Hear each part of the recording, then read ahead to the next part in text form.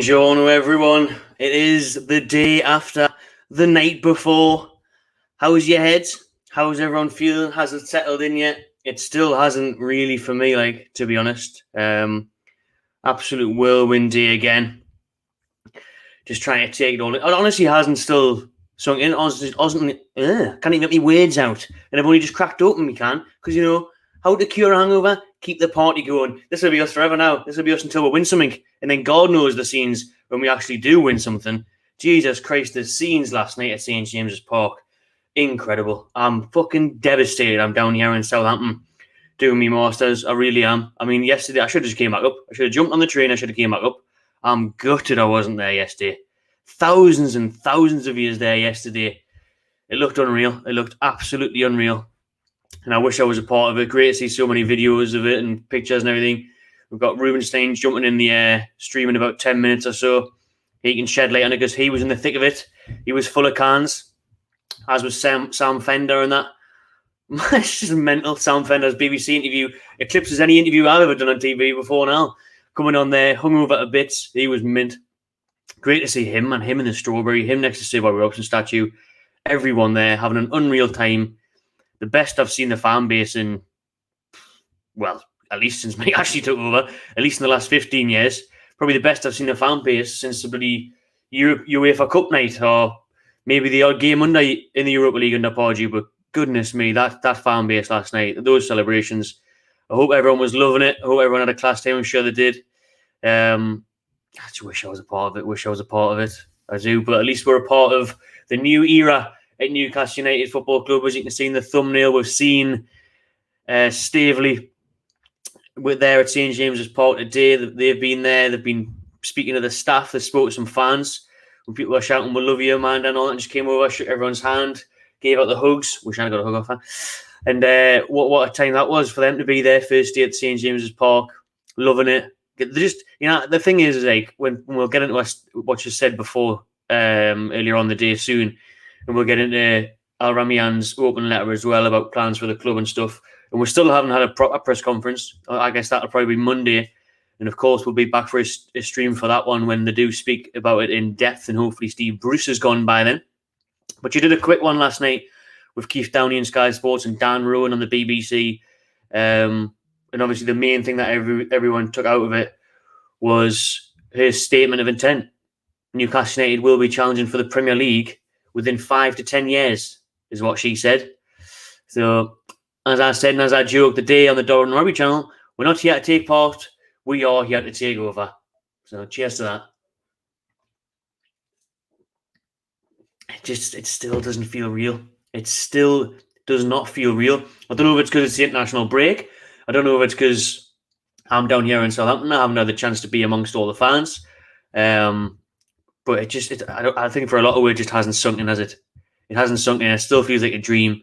It still feels like we'll go to the next game and we'll still be chanting Ashley out and everything else. And those days are gone. Those days are gone. Let's focus on the good days. Let the good times roll, as the Kings of Leon would say. Let the good times roll. And hopefully they do. Hopefully they do roll. Hopefully Steve Bruce's head rolls straight out of Newcastle. We'll never see that cunt again. Same with Lee Charnley. Same with the rest of them. Time for a fresh start. It's time for the rest of them to leave, and a lot of them to come in. I can't wait. I see he's in the chat there. Shout out everyone that's in the chat. Nearly 500 people watching. Smash the like button, subscribe if you haven't already, please. Thank you. And a lot of you are talking about the manager. Who's going to be the next manager? People on about Brendan Rodgers there, which was a big link, wasn't it? Big link last night emerged that Brendan Rodgers was one of the front runners for the job, which I agree with. Liar there, him saying I don't think Rodgers would leave Leicester. I wouldn't have thought so either, to be fair, because he is still in the process of his project there. He has won the FA Cup last year. But for me, money talks, and that'll be the way we get everyone at the start. Building into the project, the fan base, the stadium, the city, and plenty of money. My way, how far is Brendan Rodgers going to take Leicester? Do you think he's failed to get them in the top 4 on the last day of the season, the last 2 years running? That's unlucky, if you ask me. Maybe other bottle jobs. I don't think so. 37 out of 38 games there, one game. I don't know. I think that would be harsh to call them bottle jobs. He's won them the FA Cup. How far is Brendan Rodgers going to take Leicester? Is he going to get them any further than they are now? 4th at a push? Newcastle United, limitless.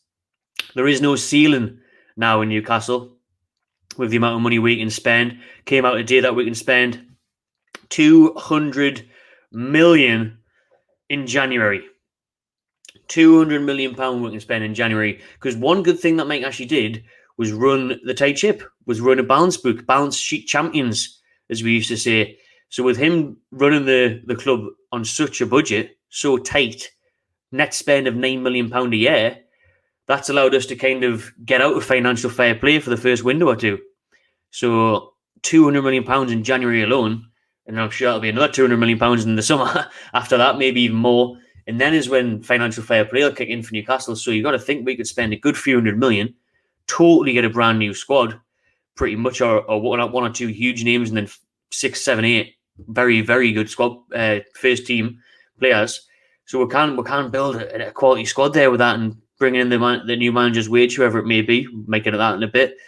And then on top of getting rid of this shit, Fun 88 and everything, I think that runs out anyways at the end of this season, maybe. But that's when you get around financial fair plays, when you get these. We'll be sponsored by Aramco, we'll be sponsored by Saudi something, Saudi Oil, Saudi Airlines, or some shit like that, because that's how they get away with it. That's why Man United did Etihad Stadium and Etihad kit sponsor. That allows them to say, oh, well, Etihad are paying us 50 million a year, so that brings it down. Fun 88 and all these other sponsors, like 5 million a year for Newcastle. 5 million a year, Fun 88 pay Newcastle. So when you bring in your own sponsor, you could say, oh, we're sponsored by Saudi Aramco. They're 50 million a year. That's how you get out of financial fair play. That's how you would be able to splash more cash. Sponsors, new sponsors, you got to think of all the Sports Direct signs that are going to get taken down. Thank God for that, eventually. Apparently, though, that it came out to do that's not going to happen straight away. There is a bit of a short-term deal. Of course, there is with Mike Ashley, little bastard. Probably until the new year, maybe. First couple of months, the Sports Direct signs are going to stay up there. Unless you lot, St. James Park, will just go rip them down. Fuck it. Just go rip them down. What's he going to do about that? Not going to be there. Put them back up, is he? Fuck them. So once we get the Sports Direct signs down in a couple of months, there'll be new signs up that they'll be able to get, companies from all over the world paying massive money to put signs up and banners up and everything else at St. James Park. You got to think along the East Stand. I remember I used to have a season ticket when I was a young and back in the day. And around the East Stand, you used to have Chronicle, Metro Radio Arena. You used to have loads of local sponsors and loads of other sponsors on the backboards. Now it's just nothing but Sports Direct. So a lot of the money that we can get through revenue from sponsors, there'll be loads of different companies now sponsoring Newcastle around the ground and everything. That's another way to get around a financial fair play, bring in loads of different sponsors. So there's that avenue as well. But there's a lot to get excited about today after some of the snippets that have came out from the club, from Amanda Staveley, from Al Ramian, from Gadassi, from all of them. The thing I don't want to get dragged into, though, is the hype of it. The way we can do it is because there is the hype. We're now the richest club in the world. But, I remember Mike Ashley came in. I remember Mike Ashley's first words on the back of the Chronicle, I'm here to have fun and win trophies. Well, we did neither of those things in 15 years, mate. So let's hope the Saudis are actually going to stick to the word, which I'm sure they will. Because they're not here to mess around. They're not here just for the crack or to make money. They don't need to make money. They're here to spend money, and they are here to win things. So happy days. Shall we jump into the statement then?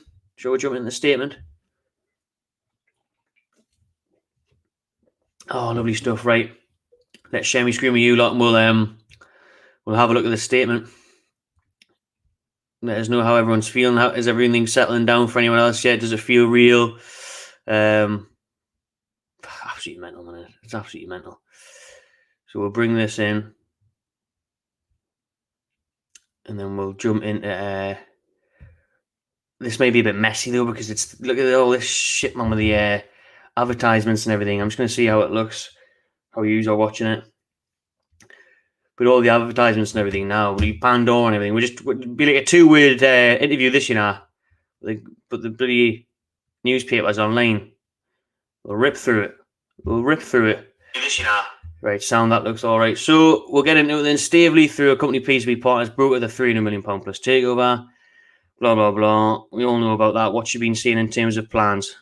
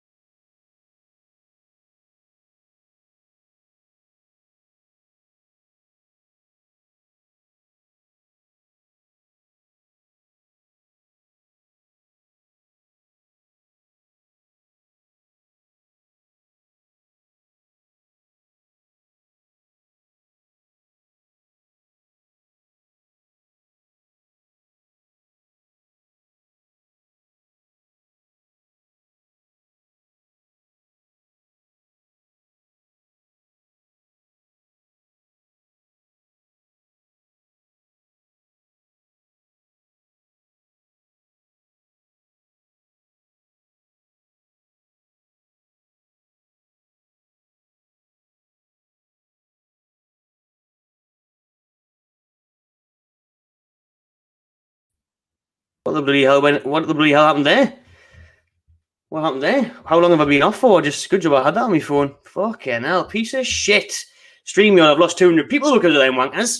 Hey, someone make a new system. That was shit. Could you see what was happening on the website there? Never mind. Well, we move. Thank you, mate, for that donation. Really appreciate that, mate.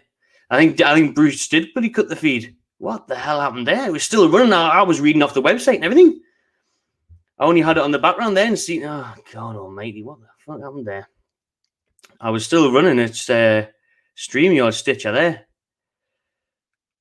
Oh, what a nightmare. What a nightmare that was. That's the difficult thing. I tell you what I'm not going to do. I'm not going to read off the website. I'm not going to share my screen with you anymore. I'm just going to read it off here because that was a disaster. If I didn't have that on my phone playing in the background, everybody knew I even gone. So, because when I'm sharing the screen, I'm talking about that. I can't see any of this on here. I'm just reading off the other window. So, fucking hell. So, we'll get up Staveley's plans again. That was the idea. And then we'll read it off there, off my phone. We'll read it off my phone. Yes, mate, again, thanks very much, mate. Appreciate it. So in case it decides to cut off again, since StreamYard did not like me sharing the screen there, worked all right the other day, cut us off there, cut us off me Prime. Anyways, oh, mate, Josh, thank you very much, mate. Thanks very much, man. I appreciate it. Josh is buzzing. Josh is buzzing like the rest of the fan base, I'm sure. Anyway, this is all good going. That's good to hear, mate. It's good to hear. That's the thing. That's the difference that this can make, isn't it? That is really the difference that this can make. And me too, mate. This year has been horrendous for me, for my anxiety and everything and whatnot. But this is the difference it can make to people's lives, because a lot of people don't understand. Like a lot of fans, football fans in different clubs, different cities, they're not really on it that much. You know, they support the team just for something to do. Whereas in Newcastle, it's not something to do supporting Newcastle United. It's literally a life. You know, we do genuinely bleed black and white. We are that passionate. It means everything to us. We are a one club, one city. And it's huge for us. Do you know what I mean? It's absolutely massive. It means everything to us during the week, the build-up of the game, hearing the news, looking forward to the game. I mean, we never really got to look forward to the game for a while, did we? It was always a bit of negativity, dreading going to the game, Brucey Ball. Now all that's changed. Now we can't look forward to the season. We can't look forward to transfer windows. We can look forward to bloody transfer windows. Remember, every transfer window was just, who we're going to try and get in loan and which player we're going to lose. Do you know what I mean? Because January, we were going to lose St. Maxim, no doubt about it. 2 months ago, we couldn't get bloody Hamza Chowdhury on loan. Now that's all changed. Now it's exciting. Even, we're dreaming about the likes of Mbappe and Haaland and all that silly stuff. But even if we get someone half decent in, we actually spend some money. Be absolutely lovely, wouldn't it? That's the difference it can make now. That's the difference it can make in people's lives. So it's huge. It's huge how much it changed. And just look at how much it means to Newcastle last night. We had more fans outside St. James's Park last night for the takeover being announced than bloody Man City fans have for Champions League nights. That's how much it means to Newcastle fans, the amount of people that were out in the streets partying last night. Imagine if we actually did win something, man. It'd be absolutely bonkers. And there, Josh was saying we need to get Conte, the bloke who turned Moses into a world-class right back. Genius, that, wasn't it? Genius. Victor Moses couldn't get a game. Conte comes in at Chelsea and he's turns him into one of the best right backs in the world. Conte proven he was my number one choice as well. Antonio Conte, my number one choice. Few people reporting that he's been approached today. Them sources I'm not really trusting too much, so I wouldn't read into that yet. But I hope so, because he is my number one choice. I think Conte could be our Klopp. I really do. Just let him come in, build for a few years, do the project. He's even got that short-term winning mentality as well, though. Everywhere he's went, he's won trophies. Pretty much in his first season, he's a top class manager. And if we did get Conte, what a statement of intent that is. What a statement of intent that would be. Cheers, Josh. Enjoy yourself. Everyone smash a like and subscribe when he's in here. Much appreciated. Where are we at now? Right, so as we were, we'll get into all this stuff in a bit maybe. But as we were, what the crack was to outline Amanda Staveley's plans for Newcastle. So let's go in. We don't want to overpromise because I've seen a lot of people come into clubs and say we're going to do this.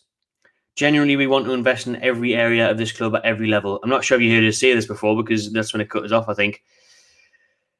Amazing news. Unreal news. I'll be quick with it this time in case you did hear it last time. But every level, they came out today and they said they're going to invest in the women's football team. Brilliant. Hopefully we see the Newcastle ladies in the Women's Super League soon.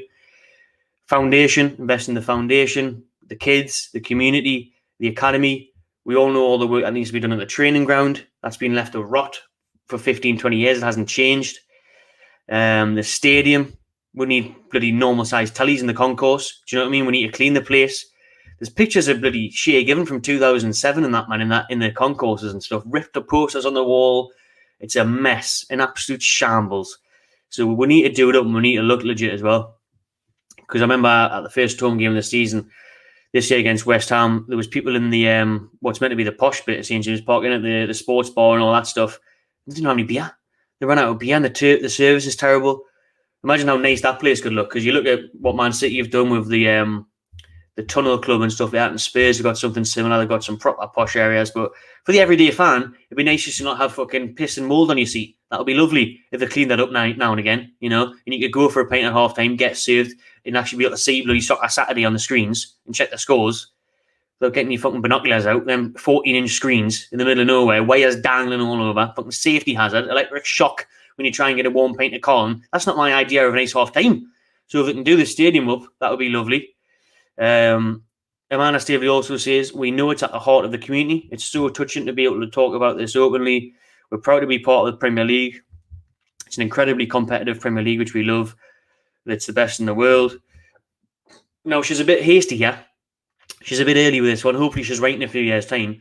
But Newcastle United is the best team in the world. And we want to win trophies, be top of the Premier League and in Europe. Fucking hell. Holy shit. So that shows that they're not here just for the crack. They're not here just to take part. They're not here just to do a little bit of, maybe top 10, try and win the League Cup. They're not fucking around. We are not fucking around anymore. We are Newcastle United.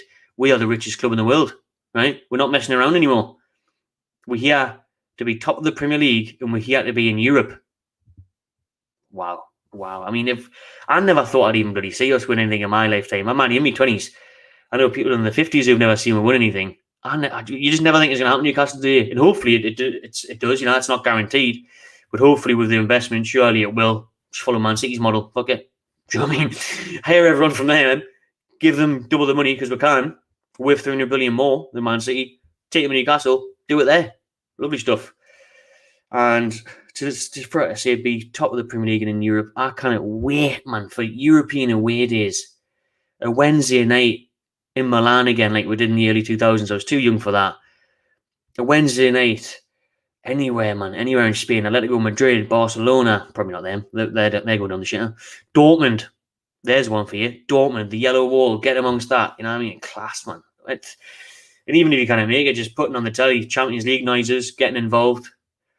St James's Park under the lights at home to bloody Juventus or something like that. Wow, we can dream. And Amanda and the rest of them dream, and that's where they want to take it. So hopefully we do become the best team in the world, which is what she wants. She obviously emphasises the fact here that to get trophies, you need investment, patience, and time. But you got to think Man City did that as well. How long did it take Man City to win the league? Was it 5-6 years? I think they won an FA Cup after about 2-3 years, was it?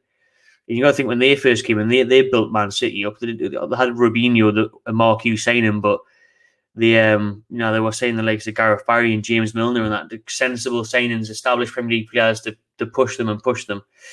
So, she's saying there, it's going to need investment. Well, thank you. You're the ones that can do that. Patience and time. Newcastle fans, we haven't got a problem being patient. We've waited 15 years for Mike Ashley to fuck off. So we've got no problem being patient. We can see the club's heading in the direction, hopefully. We can see we're spending money in transfer windows. We can see we'll hopefully get a decent manager in that we can trust. So I'm sure we'll give them time. We're not going to be like on the backs and stuff. Absolutely not. Have all the time in the world as long as we've got hope now. We're in the right lane. That's all we want. We want Newcastle United to be top of the league. It deserves to be. It'll take time, but it'll get there, says Amanda Staveley. Staveley has told fans not to expect an initial squad overhaul, which is a shame because we could do with it. Obviously, we've just come here. See, I wish I could share my screen because I don't want to be looking down there, but last time I did that, cut us off. This will do for now. So we've came here, we've got a great squad. Bit of a lie. We're really proud. I had a great chat with Jamal Lascelles, and we're really excited about strengthening the squad. Well, Lascelles needs some strengthening around him, doesn't he? Get Ruben Diaz in to sort him out. Fucking hell. But we have to work within financial fair play and make sure this is done over a long term. Yeah, you can be sure we want to invest at every level, and we obviously can't wait to get the best club we possibly can.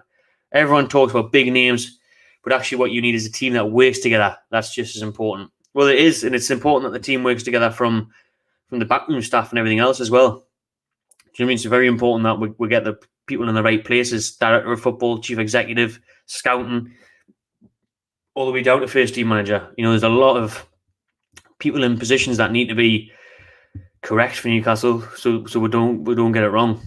And that's pretty much all that Staveley said so far. I think it's on Monday. There's going to be like a proper announcement, a proper press conference where maybe there can be questions asked towards Staveley. I'm going to bring out Newcastle's new chairman, Yasser Al-Ramian, open letter that he brought out the day to the fans. But I'm just going to send this link to Rubenstein, who's going to jump in the stream soon, because he was saying that I vanished. He sent us a picture there. I did vanish for a minute. Don't know why.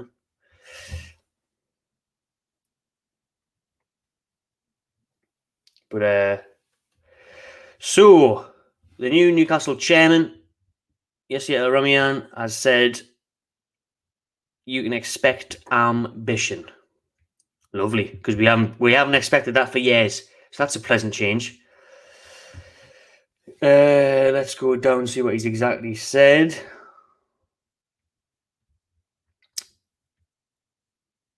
First of all, I want to stress that we are incredibly proud to be the custodians of an institution like Newcastle United. This is your club. You know, it was class today as well, is that Staveley, Udasi and Ramian, they kept on saying, like, this isn't our club. We haven't taken over. This is Newcastle's club. This is the city's club. This is the people's club. And that's what we want to hear. Do you know what I mean? It's great to have someone come in who's not in it just for their own gain. Obviously, they've got their own agendas. Of course they have. We're not that stupid. But the fans are gonna reap the rewards of that. We never reap the rewards of Mike Ashley's agendas. We never reap the rewards of being Sports Direct's puppet, Sports Direct's toys, Sports Direct, plastering board. Now we can. Now we're going to get that, as he said. We're going to get ambition. Ramian, the new Newcastle chairman, mentioned it has been at the heart of the community for more than 125 years. They are season ticket holders today who are following in the footsteps of their parents, grandparents, and great-grandparents. It's good to hear that he's obviously looked into the history of Newcastle and he notices how passionate the fans are and how it gets passed down through the families and how it's all pretty much local people at Newcastle. This is a local club for local people. Well, not much longer probably, because we're going to have loads of glory seekers, aren't we? We're going to have loads of tourists. Be like Anfield with all the tourists there from all over the world, Asia and Africa and everything, taking pictures and that. Best get used to it. You think get a ticket? Probably not. Probably can't get a ticket, can they? Your season tickets going through the roof now. Try to get a ticket for Palace away today, me. Gone. There was probably 2,000 of them spare 2 days ago. Jesus, it's going to be hard to get tickets now. So Ramian's the new chairman of Newcastle's understanding the history of the club there and how season ticket holders follow in the footsteps. As the new owners, we will listen to the community. That's a pleasant change, because Mike Ashley's never bloody listened to anyone, has he? We never got any communication from Ashley or Lee Charney or anyone else across all those years. So that's a nice change. I mean, just seeing the day, Amanda Staveley outside the Melbourne reception, greeting the fans, hugging the fans, speaking to the fans. I mean, she spoke to the fans as soon as it was announced. Minutes after the deal got announced last night, she was outside the hotel in Gosforth, Jesmond, wherever it was, talking to the fans, hugging the fans, getting pictures. So that's class to see. Al-Ramian says, owning this club is not a responsibility we have taken on lightly, and we will never lose sight of what it means to be part of Newcastle United. I also wanted to give you an understanding of what you can expect from us as owners and what our plans are for this stage. So let's just read through it. I can see Rubenstein's backstage there waiting to jump in, so I'll fly through this. Most importantly, you can expect ambition at UU. We want to create a consistently successful team. Good that it's consistent. We don't just want overnight and then gone. Have a good 2-3 years, then that's it. We're going to want this for the lifetime now. We're in it for the long haul. Stevie's in it for the long haul. We don't just want, imagine being good for 2-3 years, then going back to being shit. Nobody wants that, right? Nobody wants that. That was Chelsea fans' fears. They were thinking, oh, Roman Abramovich is only here for a couple of years, then he'll leave in debt. 20 years later, he's still there in the Champions of Europe. So hopefully that's the case with us. Hopefully this is long-term success building. She says there, El Ramian says, first and foremost, we want to talk to people at the club and across the wider community to get their input before we finalise our plans. So again, at least they're reaching out to people, they're getting an understanding of it. They're not just coming in this blinded. I mean, how blindsided might Ashley come in charge? Appointing the likes of Dennis Wise and Joe Kinnear and people like that. Clueless people in football, old style people. They're not clued up on the area. They're not clued up on what it takes. Employing people that he was friends with at casinos and that, man. Do you know what I mean? It's nuts. We will make sure to focus on things that will deliver long-term success. Whilst we are newcomers to Newcastle, we are investing alongside people who have been committed to this club in the city for many years. Amanda Staley's PCP partners is a key part of our investment group. Jamie Rubin and his family are already significant investors in the city of Newcastle. So there's more of that. But yeah, you get the idea. You get the idea out of that. I'm going to bring in Rob now. Shout out to a new member there. Maybe a new Saudi member. Where they gone? It's gone. It's gone. I can't bring it up, but I think I've went too far. Where are they? There we go. New member. Appreciate that. Thank you very much for becoming a member of the My Channel TV. And here we go. Hello. You, mate. How are you, mate? You Friday, mate, eh? I know. I'm still a little bit ropey from yesterday, if I'm being honest. I bet you are. But I'm all right, though. It was definitely worth it, you know. How are you doing? You can take me through that then, mate, because obviously I had the unfortunateness of being stuck here in Southampton. God almighty, I wish I'd have came up now after seeing the scenes of like the likes of yourself on your Instagram and stuff and across social media. I know, it's Sky crazy. Sports News as well. Sky Sports News were rinsing it. It was amazing. How was it? Fantastic, mate. I obviously don't want to rub it in, but it was really good. Honestly, I mean, I finished work. I was messaging you at the time, wasn't it? Because I was out and I was saying if this takeover goes through in the 20 minutes I'm out in the car, I'm going to be foaming because I thought I just want to get up to that stadium. Obviously, it was on the radio within seconds. It's all over Twitter. Got home, ran to St James's Park, and then started getting on the cans. So it was crazy. Yeah, I mean, the scenes were just immense.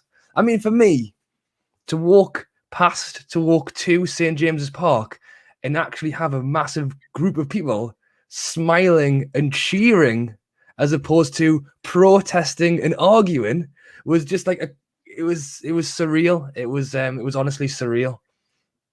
I mentioned that. I mean, from what I could see, I was saying like I've never seen the atmosphere look that good, look that jubilant and lively since probably Robson days, or maybe the odd European night under Pardew in that 2012-13 season, something like that. You know, like Anzi, like those odd moments.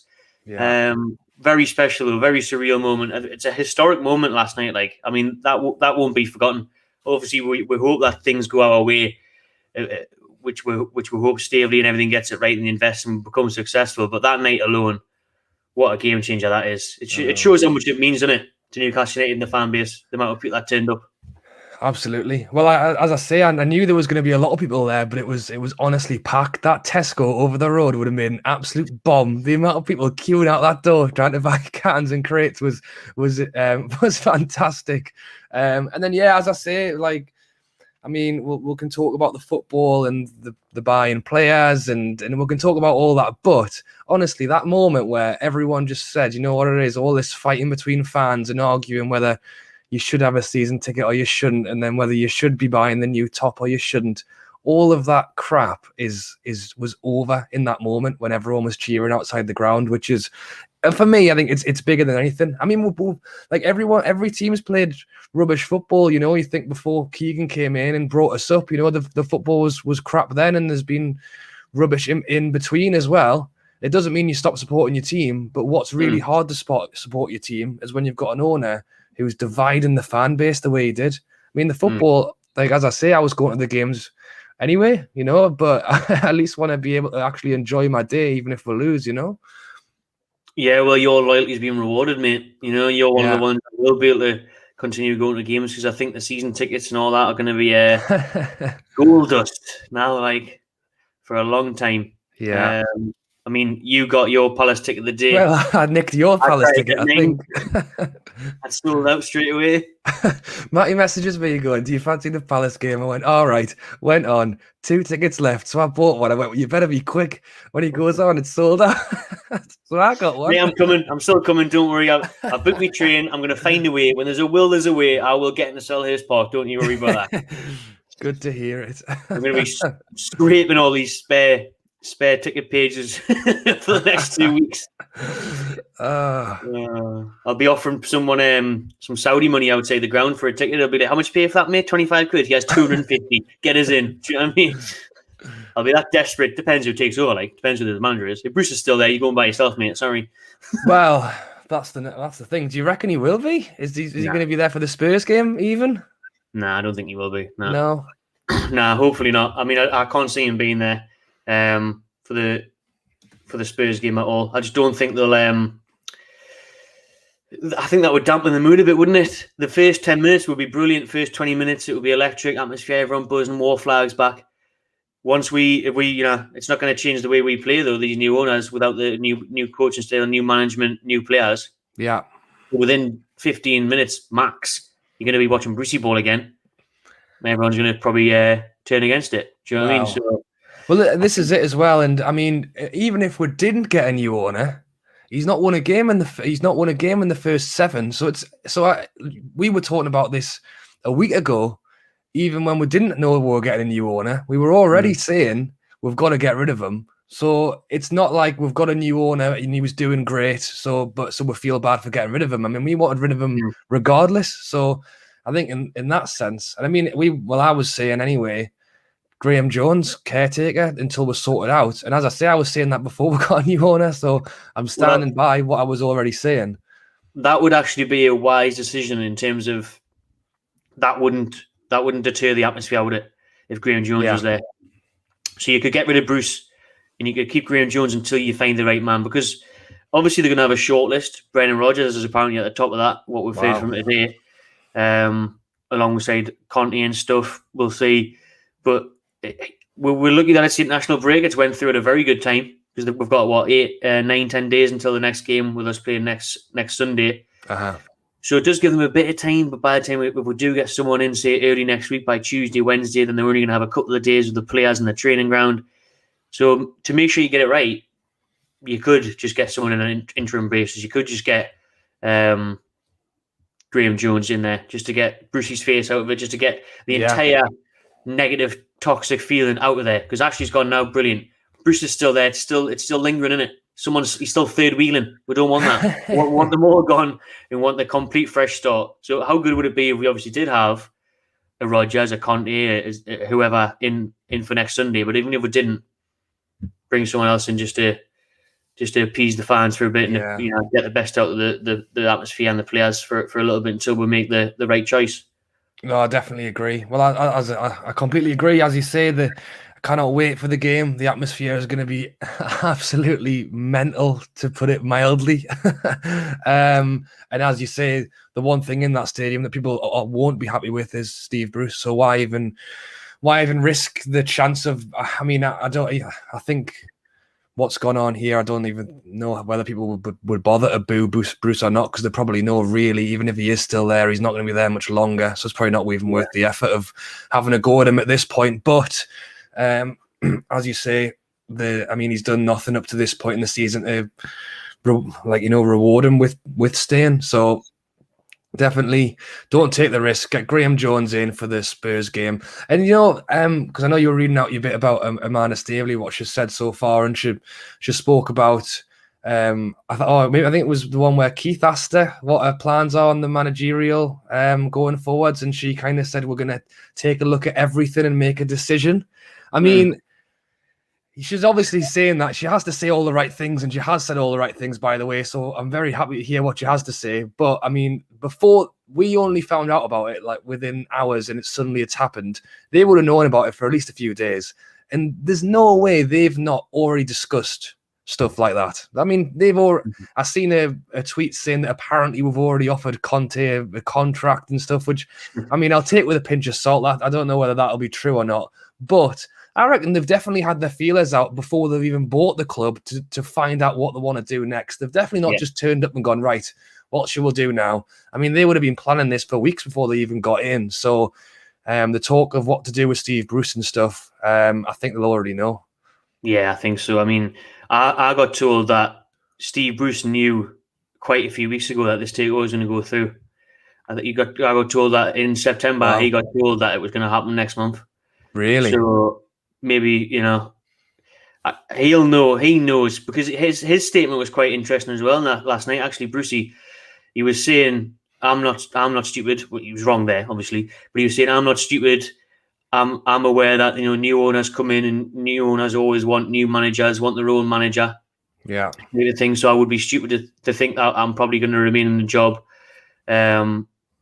And I think it would undermine the impact of the new owners if they kept Steve Bruce for even a couple of games. It would. You'd be thinking, well, we're meant to be the richest club in the world now. Why have we got bloody Steve Bruce as manager? Even when you're looking for someone else, like you say, you just give it to Graham Jones, give it to bloody Keegan, give it to Kevin Keegan for a month. Who gives? Imagine that. You know what I mean? Just bring Keegan back for the 47th time. Who cares? That won't be good. Obviously, we'll get to this in a minute. Is a point I want to raise about what came out as well from Staveley. He's actually been texting Alan Shearer and in touch with Kevin Keegan, trying to get them back. But we'll touch on that in a minute. Joel there in the super chat, thanks for that, mate. Bring in Steven Gerrard. Would you have Steven Gerrard? To be fair, I think I possibly would. I mean, again, it depends which way they want to go. The thing is, obviously, if you'd offered me him before the buyout, I would have ripped your hand off, because, again, what I've been saying is get us off this roulette wheel of just the same old dodgy managers. Let's find something fresh, something new, someone with some new ideas to try and raise the club up from the ground. And I think someone young and with a bit of ambition, Gerrard would be great. The only thing with Gerrard is if they're going to come in and go to a manager, he has loads of money, we need you to sort this out, that out, this out, that out. If there's a lot going on, I don't know if Gerrard has been in manager long enough with the experience to be able to handle all of it all in one go. So I definitely wouldn't say no. It depends on how they want to do it. If they want to take it easy and let him grow with the club, then possibly. But ultimately, he also wants to be at Liverpool, really. I mean, he would come to us for a bit, and he'd always have his eye on the next prize. So I don't know. I definitely think he's worth his credit, and I wouldn't say no straight away, but I don't think he's my number one.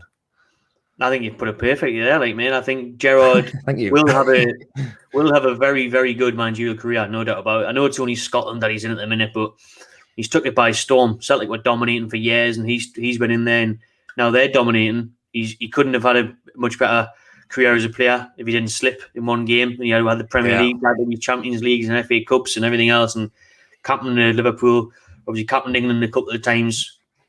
One of the best players I've ever seen in the Premier League era. But for me, you're right. It's just like, one, he's destined for the Liverpool job. You'll want that one day.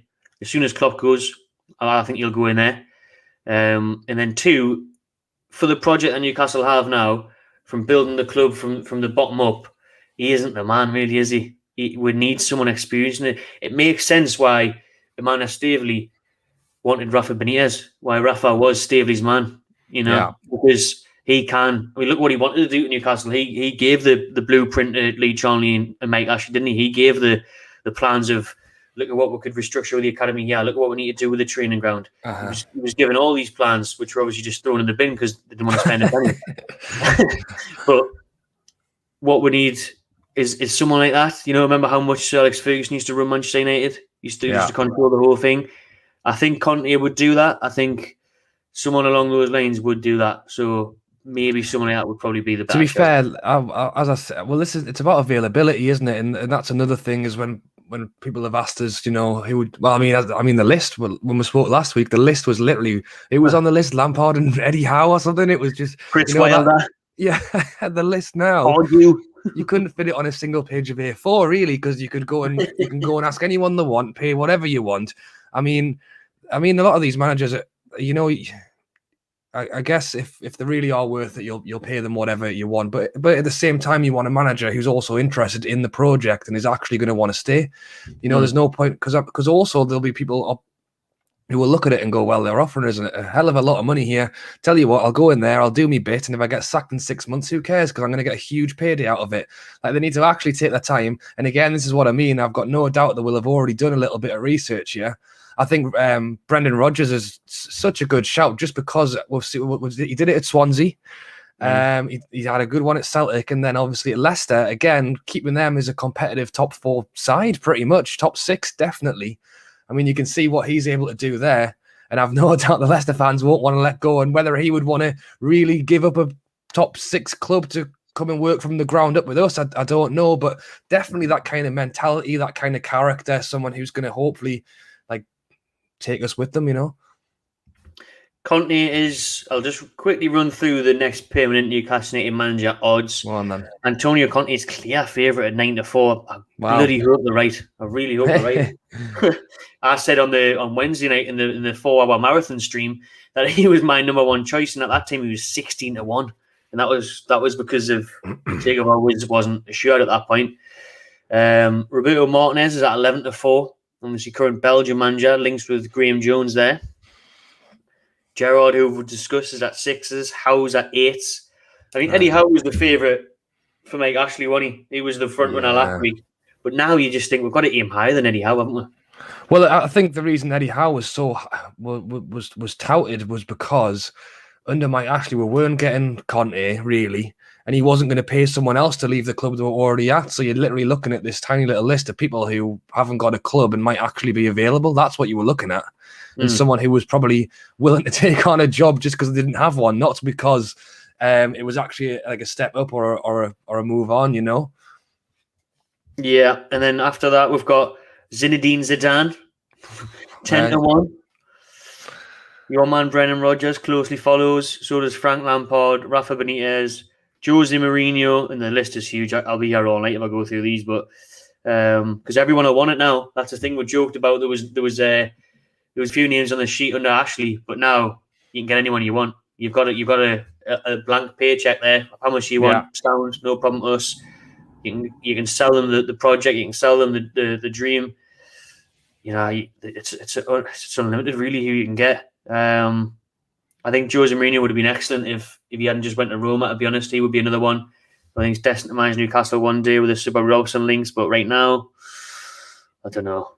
Well, again, I said exactly the same when I was trying to just think of someone that I would like. I mean, Mourinho, I think, I could really see him being at Newcastle eventually. I think even, obviously, the takeover is going to change the state of play, but I think even potentially without a takeover, I think possibly he might have, done it just for the love of it. He's been around a bit and why not kind of thing. So I do really like that. The only thing with Mourinho is just it will be a bit hypocritical for me because I have been complaining about how pants our football is, and then Mourinho will probably come in and park a bus down. So I mean, you want to see some fun. Not to say that Mourinho can't do it. A lot of what Mourinho does that is because he doesn't believe in the players that he does have on the pitch. So if he had a whole load of money, he can buy whoever he wants, and who's to say he would play that way? I mean, you've got to think back to the first Chelsea team he had. They didn't part the bus. They were bloody... No, very true. Yeah, so give him that blank paycheck and tell him he can buy who he wants. Or you could go for a young European manager. People are seeing Ten Hag in the comments. Players like that, managers like that. Well, again, I really like the Gerrard shout, and again, similar to Lampard, I'd probably pick Gerrard over just because he's had more time in the job, which again is the exact reason is that I would worry about it, is just because we don't know what is going to happen exactly. And as I say, for a very young manager and now have the weight of his shoulders of all this going on, where things have literally, it is literally like it's currently like right at the bottom of the ladder. There's so much needs changing. Like the whole, it's not just the starting 11. It's like it's everything internally. And then if we really want to go into it, the under-23 squad, what's actually happening? Like you think of I suppose it was the Longstaffs were the most recent who came through. And I mean, that was a few years ago. You'd love to see an actual like churn of players. Like you look at what Liverpool do, and like they'll have a youngster who just turns up and then they're literally in the team, and let's pop them in and out and let's have a bit of interchange, see what they're doing. I mean, we've been so bad this season and still we've not heard a word of an under-23 player who's popping their head, or at least I haven't. You know, if we're playing this bad and no one's making a name for themselves, you've got to think what's actually happening there. Aye, because I mean, isn't Stevenson or something like that scored 7 goals in a row for the academy for the under-21s? Yeah. You know what I mean? We've been playing with no striker for months. So they kind of get a sniff in, but it's good. Good point about what Klopp's done it perfectly at Liverpool, hasn't he? I mean, when he took over, they were a bit of a mess like we were now. Of course, they weren't as bad. They weren't in the relegation zone, but they had buddy Ricky Lambert and that up front. Do you know what I mean? And then now they've got Salah, and like you mentioned, the youngins that bring through, like Harvey Elliott, Curtis Jones, these players that play in Champions League nights. Alexander-Arnold. Don't look off the pitch. Young Alexander-Arnold. He'll be in black and white next year. Don't worry about that. Hope so. So we've thanks to McNally for the super chat. Signings in January. 200 million to spend. Newcastle have got in January, because one thing Mike Ashley did was be tight and hardly spend any money. So it means we're not going to get hit with financial fair play for the first window or two. True. So £200 million is available to spend if the Saudis wish to spend it. Fingers crossed. Crazy. In January. He has a little list of there has been put together of players who have got experience in the Premier League, whose contracts that are expiring. Wow, you're prepared today. Have you just made this list, have you? Oh, I haven't made it myself. No, I took I was going to say, you're on one today. Too busy for that, mate. You know, busy or lazy? What's the difference? So he has one. He has one for you. We'll rattle through several names. Antonio Rudiger. Yes or no? I would say yes. That's a freebie. I'd definitely take him. German international. Another one from Chelsea. Andreas Christensen. Well, it depends how long this list is, because I'm going to end up saying yes to everyone. I was able to do that because they were like, "Oh, who would you like this to see us sign?" I was just going to put everyone on the list. Really, we're all better than what we've got. I'm going to be honest. Everyone I read out is pretty much better than what we've got. So well, that's it. Yeah. So we've got Christensen. I'm not sure on the ages of Christensen actually. I've been hearing this one, already in January, a £10 million bid for James Tarkowski because his contract runs out in the summer. So it means Burnley get a little bit of money. This is the awkward thing as well, is that clubs are going to hold us to ransom now because they know the amount of money we've got. Yeah. I mean, Tarkowski, if his contract's running out, what would, I don't know, a Leeds offer for him? 6-7 million? If Newcastle couldn't come in, they're going to be like, I want 12 million, 15 million. I know. It's, well, again, I'm still getting my head around it a little bit, to be honest, because I think because, I don't know, just like you talk about football and what you want, like what a player's worth and like how much a player's worth. And then you look at some of these crazy figures that people are paying 100 million for, like, Spurs turn. I mean, Harry Kane, is the best striker in the world for me.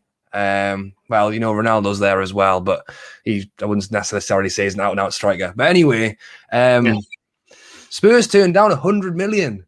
That's mental. That's where money is. And then this is what is even crazier, is that in theory, the Saudis, Newcastle United, could go, we'll pay 200 million.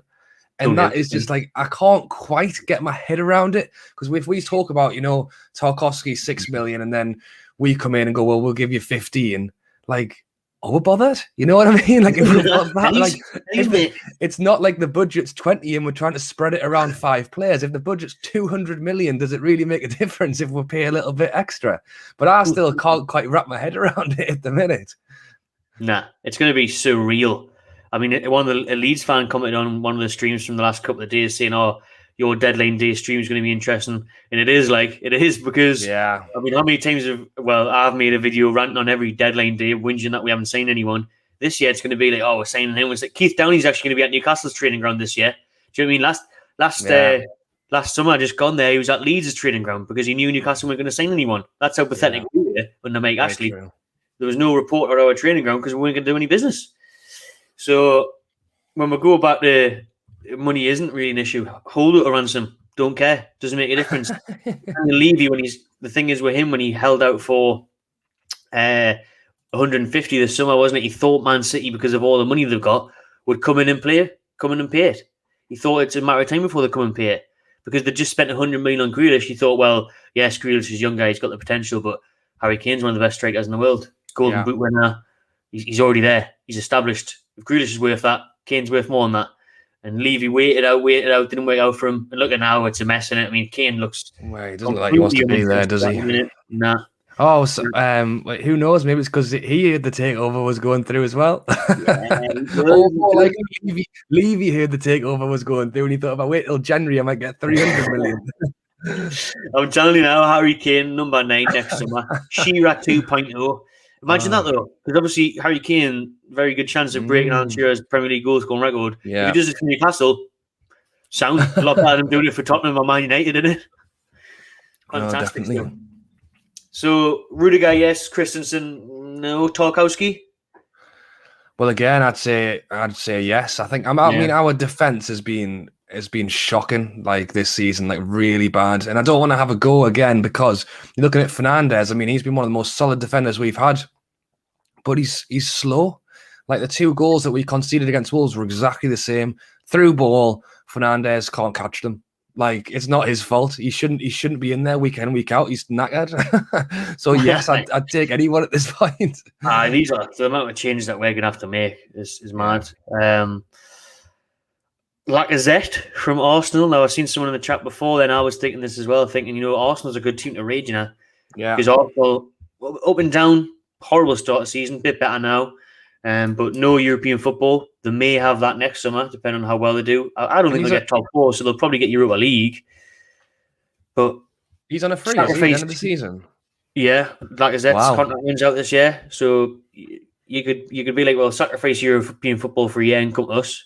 But Lacazette's a bit hit and miss for me now, isn't he? Sometimes he looks like a lazy player on the pitch, doesn't want to be there. In some games, he looks brilliant. Well, that's exactly what I was going to say.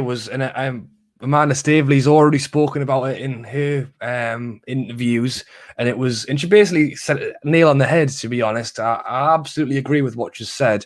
And as good as it is to get excited about the big name players, big money players, what you really need is a team who's actually going to work hard.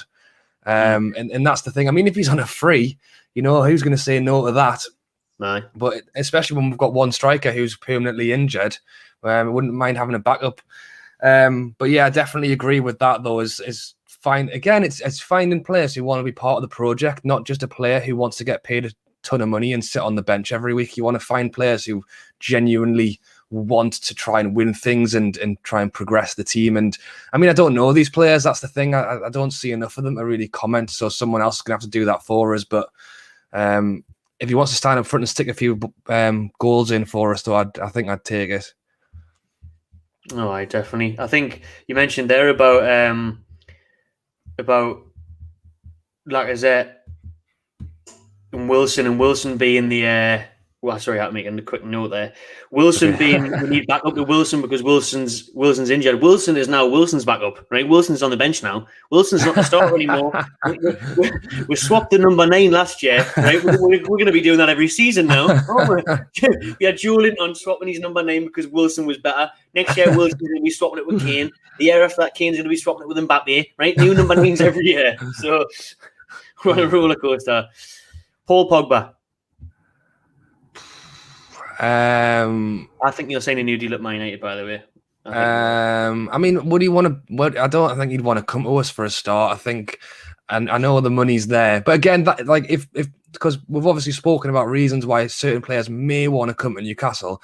Tarkowski, I mean, Burnley are in a similar issue to us with relegation battle. I mean, at least if he came to us, you'd get paid a little bit more, and who knows, maybe in a few years we might have gone somewhere. I mean, Paul Pogba is already playing Champions League football. Like, if he came to us, it would purely be on the fact that we've just paid him a crap ton of money. And paying someone all that money is not going to make them play well. You know what I mean? Like, they need to want to be here, not just because they got paid loads. So I would be tempted to say no, just on that basis. I am with you on that. It's what you said before as well, and what Staveley said. We want players to want to be here. Obviously, they are coming for the project. They are coming for the ton of money. But Pogba's not going to. I mean, there's a lot of teams who doesn't perform for Man United, you know. Yeah, so yeah. You don't want these uninterested players and these prima donnas coming and ruining it, because that's going to wreck the rebuild. That's going to wreck the dressing room. You know, you've got to get it right. Like, well, I think as I say, Amanda Staveley's spoken about it, and then people are laughing. The reason we're talking about Pogba is on a free in the summer. We're not going to buy him, and as I say, I don't think he's going to come away anyway. So I wouldn't worry if you're a Manchester United fan. I mean, as you said, I'm looking at a free list. I mean, before the takeover, I would have looked at it and just said, yes, just give me everyone on that list, because we need, as you say, just a completely new squad, to be honest, or at least some people who actually try and help the squad. But as I say, it's an absolute general statement. I think just hard-working players, young players who want to try and build it for themselves. I mean, Pogba's already been there, done that. He's not playing in the Champions League. I don't think he'd probably look at us twice. And as I say, the only reason he would look at us is if we said, well, we're going to give you 500 million a week. And then if he did that, then there's no point in doing it. Aye. Last two on the free list from the Premier League players that are contracts are expiring next summer, or realistic ones, if you ask me. Jesse Lingard and Todd Cantwell. I do like Lingard. I mean, I remember, he's changed my mind as well. Lingard, I'm gonna give him his dues, because when we played, it was when he was going to West Ham and we were linked with him then, and I was a little bit hesitant, just because we hadn't seen a lot of him. He'd not been in the England team anymore. Man U weren't playing him, and it was just a bit like, why is he not? Why is he not being heard of in what felt like forever? And then he went to West Ham and he's completely rejuvenated his career and he looked fantastic. And then when except for that setup for the own goal in the Champions League, he did. Generally, he's looked really good. So I would be very tempted to take him. And then, what do you think about him for starters? He's completely transformed my opinion of him at West Ham. He really did. I thought it was game over for Jesse Lingard. I thought it was the end of his career. And fair play to him, he came out and gave a good, honest interview before the Euros about how he was suffering with depression and stuff like that, and he had problems going on at home, and that's what affected his football and his form and getting up for training in the morning. So fair play to him for that. And I think the West Ham move was exactly what he needed. And I'm surprised he's still at Man United, because we've seen him. He's a bit pop player again, like we thought he would be. I don't know why he didn't make that move permanent. I know. Obviously, again, I don't know the guy and I don't watch their football enough to comment too much, but it just goes back to question, as you just said, why? Like, what? Unless, I don't know how, well, as you say, maybe this is why. Maybe he thought, if I wait my contract out until the end of this season, I can go somewhere and probably get paid a lot more than I would have if I'd just gone to West Ham for the offer that they gave. So maybe he's holding, and he got the chance to play with Ronaldo as well. Maybe that tugged on him a little bit, so... Which worked out well from against us, unfortunately. Yeah. Good goal that he scored. He did. But I'd take Lingard, definitely, and Todd Cantwell. I would take Todd Cantwell. I think he's a very good talent as well. Again, I was surprised that he stayed at Norwich when they got relegated. I thought he would have been one of the first guys out of there, but he held strong and stuck around and got them back up. And then they've had another... I mean, in fairness, they've not won a game... They've not got a point yet, but they have had a very tough start of the season. I mean, you look at the teams they've played compared to the teams that we've played. I mean, I think they played Watford and lost that one as well. I think they lost against Brentford. So they have played some other promoted teams that they should have done better against. But I think their first three games was Liverpool, Man City and Chelsea or something crazy. So, they've had a tough string of fixtures to start. Hopefully we can sort ourselves out before we start playing some of these big teams, because we haven't looked good so far. No, we haven't. We definitely haven't. I mean, we put that thing out about the next few fixtures, how many points we're going to get. And let's be honest, it was very bleak. It was very low accumulation of points that people said we would get, with Spurs, Palace, Brighton, and I'm not sure who the other game is, Chelsea at home as well. So in those games, we were thinking maybe 0 or 1 points. Really weren't we? But I think we're a lot more optimistic now heading next Sunday. Yeah. Get at Spurs. Spurs are struggling of late, the last month or so.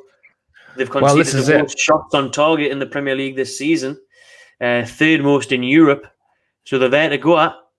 if the players respond to what will be a very lively atmosphere with war flags back as well, which is great to see, by the way. Fantastic, yeah. War flags are going to be back for the Spurs game. That they're working on a new design, but they're going to be there regardless with a whole set of flags to get the place bouncing. Never know, there'll be maybe a new manager in the dugout, but heading into Spurs now, it should be a completely different game, shouldn't it? Especially with maybe Wilson and Shelby and stuff back. Well, this is it. Obviously, Bruce has not done well this season, but in fairness to him, what I will say is that having your lead striker out is not ever going to help. But I still think we should have been doing better. And this is the thing. I think, as I said earlier, the players look like they weren't bothered. You know, like what is there to play for right now? We're in the same relegation battle constantly. We've got a manager who really has showed. I know realistically it was Ashley, and obviously Bruce has been trying to manage with his hands tied behind his back, and he can only have as much ambition and whatever as he could. But at the same time, I know it was a long time ago since Rafa left, and I'm still bloody harping on about him. But he had the same team, he had the same players. He was managing to get a tune out of these guys, and I know people will point to, well, Bruce came 12th, Rafa came 13th, whatever. I tell you what, on a match day, you actually felt a little bit of positivity and a little bit of ambition that we are trying to go somewhere with this. Whereas under Bruce, it is just not non-existent. You can see the players are literally wandering around the pitch, don't look fussed. I mean, Shelby for a long time, I know he's had a bit of stick, but I think it's a lot of the players have, it's hard to get up, and I know, well, I'm saying they're getting paid a lot of money for it, and they really should be giving it the role when you're on that kind of money. But at the same time, when no one else around you is, when it's that negative, it must be hard. But this Sunday, regardless of whether Bruce is there or not, the oomph of this. I mean, have you seen the players have been tweeting saying so happy to see the takeover, and Jamal Lascelles has already spoken to Amanda Staveley, like all that kind of thing. It's just building it up, and it's just getting you excited. So the players will be feeling it as well. So I am really looking forward to it. I can just see it. The first 5-10 minutes, we're really going to get stuck in, and hopefully we can try and grab something off a team, as you said, Spurs team who haven't been good the last few games. Yeah, definitely compared to when you think Brucey would have probably just showed them too much respect, sat back, tried to get a draw. I think now is a chance just to go for it and kill Spurs off. I wish it was on a Saturday so I could have got on the cans again. Like, I think I'm going to be able to on a Sunday. I'm sure you'll find a way. I normally find a way. I'm coming up for the Chelsea game, back up for that weekend. I wish I had chose that Spurs weekend now. But those tickets sold out sharp yesterday as well, didn't they? 8 o'clock in the morning, there was a huge queue at the box office. £60 as well, a ticket for Spurs. Yeah. I've got a friend from London who's actually coming up for that game, and I bought the tickets for him about a month ago, and I just messaged him this morning, went, you picked a good one, didn't you? He's got really lucky with that, so I've got 2 tickets over here. I could probably go and sell them for thousands. I just tell you you've got COVID, mate, just plug them up. You know what I mean? You'll be like, be gold dust for them now. I know. It will be for most games, though. But what you were saying there about the team, it's going to be interesting to see how we play now, because a lot of these players are just going through the motions, and then now a lot of these players are playing for their job. A lot of these players are playing for playing to stay in the team now. They know come January money's going to be spent, and the new owners and the new management team will be looking around and going, well, wait, we need to prove that position because he's not good enough, he's not good enough, he's not fast enough, he's not working hard enough. That's what's going to happen straight away. There's no more first name on the team sheets anymore. There's no more guaranteed places. There's no more just, right, we know who's playing, we know who's going to do this, we know who's going to do that. Now it's going to be, right, well, you're not good enough, so see you later. You're getting replaced, and that's the end of you. And a lot of these people will be thinking, I mean, if I was Callum Wilson or St. Maximin, one of the better players, you'd be thinking, if I'm Pressia, then I can demand more money next summer. We've got shitloads of money. I'm on 50 grand now. I could easily get 100 grand next summer. Yeah. Stay at Newcastle, build the project. There's a lot of these players, which is going to be good to see, that they've actually got something to fight for instead of where you're going to play every week, you go through the motions and just try and grind out a result. The thing is, it's like any business, there's a takeover in an office or whatever.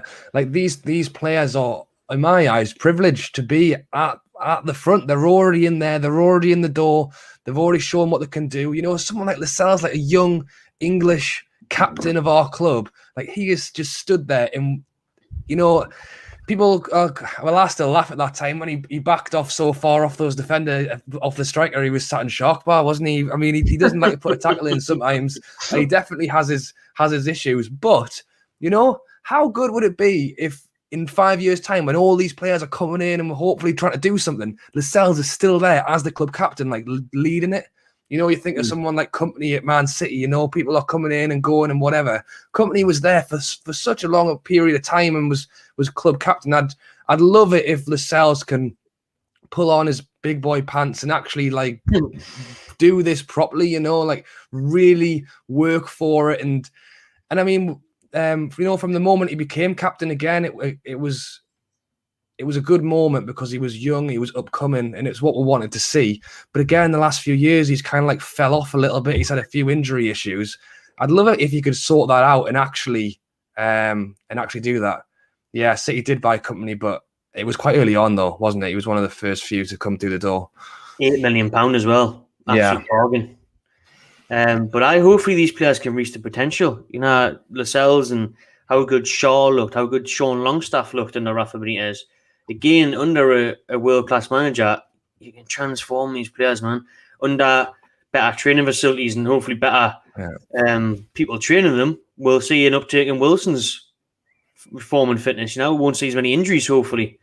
We won't see St. Maximin wincing around the park every week, knackered, moving his shin and his ankles and toes. Yeah, well, going in all the time. Trying to, again, I was talking about this the other day. We've got 11 players. Like, that's it. And then again, you're talking about injury issues. I mean, Gale's the only fit striker at the club, and he's still not getting a game. So, like, why is he here then? You know, Bruce has kept him for backup, but he's not even playing him anyway. We may as well have had a free space. I'll give it to an under 23s, or, you know, I'm sitting here thinking maybe we should just give Gale a go. But clearly there's something wrong if even Brucey's not going to try him. So not only will it help with the injury issues, but like you just said there, at the moment, first of all, it's the players will want to play better because they're going to want to impress the new owner. But number two, if we actually start bringing in some backup players who can actually make it onto the pitch, straight away players like Shelby or whatever, who may on that day think, well, you know what, I'm expendable at this point. You know, who cares if I have a rubbish game? You know, there is no one to bring in. Like, it's going to build competitiveness. Like, look at Man City again. They've got 2 freaking starting 11s. Like, it's actual madness. I mean, if we could just have 2 or 3 players to bring off the bench that aren't Jeff Hendrick, I'd be a happy man. You know what I mean? We're miles away from all this. For me, I still think we're a long way away from having this like elite super squad of players. I just want to have a player to come off the bench that isn't Jeff Hendrick. Like, that's pretty much where I am. Hey, Jeff Hendrick went down in history. And I said he was good to as well. I said he was good to, and I didn't put the bet on, though. I was actually looking for the bet on. But to be fair, I was trying to put on Hendrick to come on and score, finish 1-1. Because I said last minute winner. He came on, scored, and then they bloody won it anyway. So I wouldn't have actually won my money if I had been able to put the bet on. But there you go. In play would have been canny though, because at Watford I had Sean Longstaff first goal. I got 25-1 for him. Really? Oh, Longstaff's 25-1. But as I was saying, Jeff Hendrick has went down in the history books, right? Because when you asked in years' time at a pub quiz who was the last player to score for Newcastle United before they become the richest football club in the world, nobody is going to guess Jeff Hendrick. Absolutely nobody. Everyone's going to be saying, who was playing at the time? St. Maximin. Got to be St. Maximin. No. Jeff bloody Hendrick. That's who. That was the last man of the Mike Ashley era. There you go. Remember that one. Tell your kids about that one. I was there the day that Jeff Hendrick scored. So, one of the biggest news and best news to come out of Amanda Staveley in the past day has been talking about Alan Shearer, Kevin Keegan, and rejoicing club legends at the football club.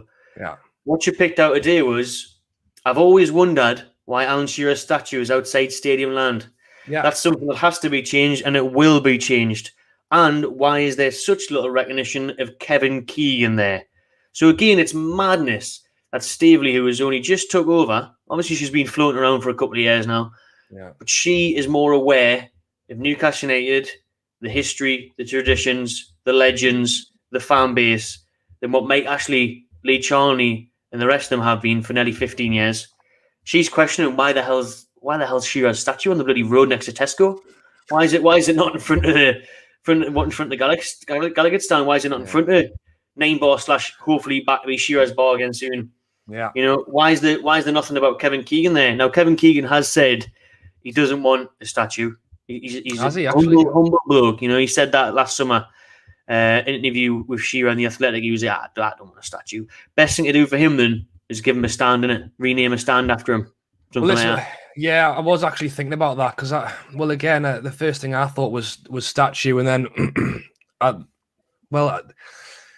the thing is for me with the stands. I mean, if so, yes, I would like to give him a stand, but the only thing that's in the back of my head is, hopefully today is the first day of a new era, and today is the first day where we are going to uncover new champions, and we're going to uncover new players, and we're going to Lascelles is going to lift the Champions League in 15 years, and he's going to need a stand as well. So we've already got the Milburn, we've already got the Leesers, we've already got the Gallagher. Well, I can't see us changing them. So the only one we've got is the East stand left, and yes, I'd happily change that to the Kevin Keegan stand, but it just means that that's all 4 stands gone, and that means we don't have another one for future.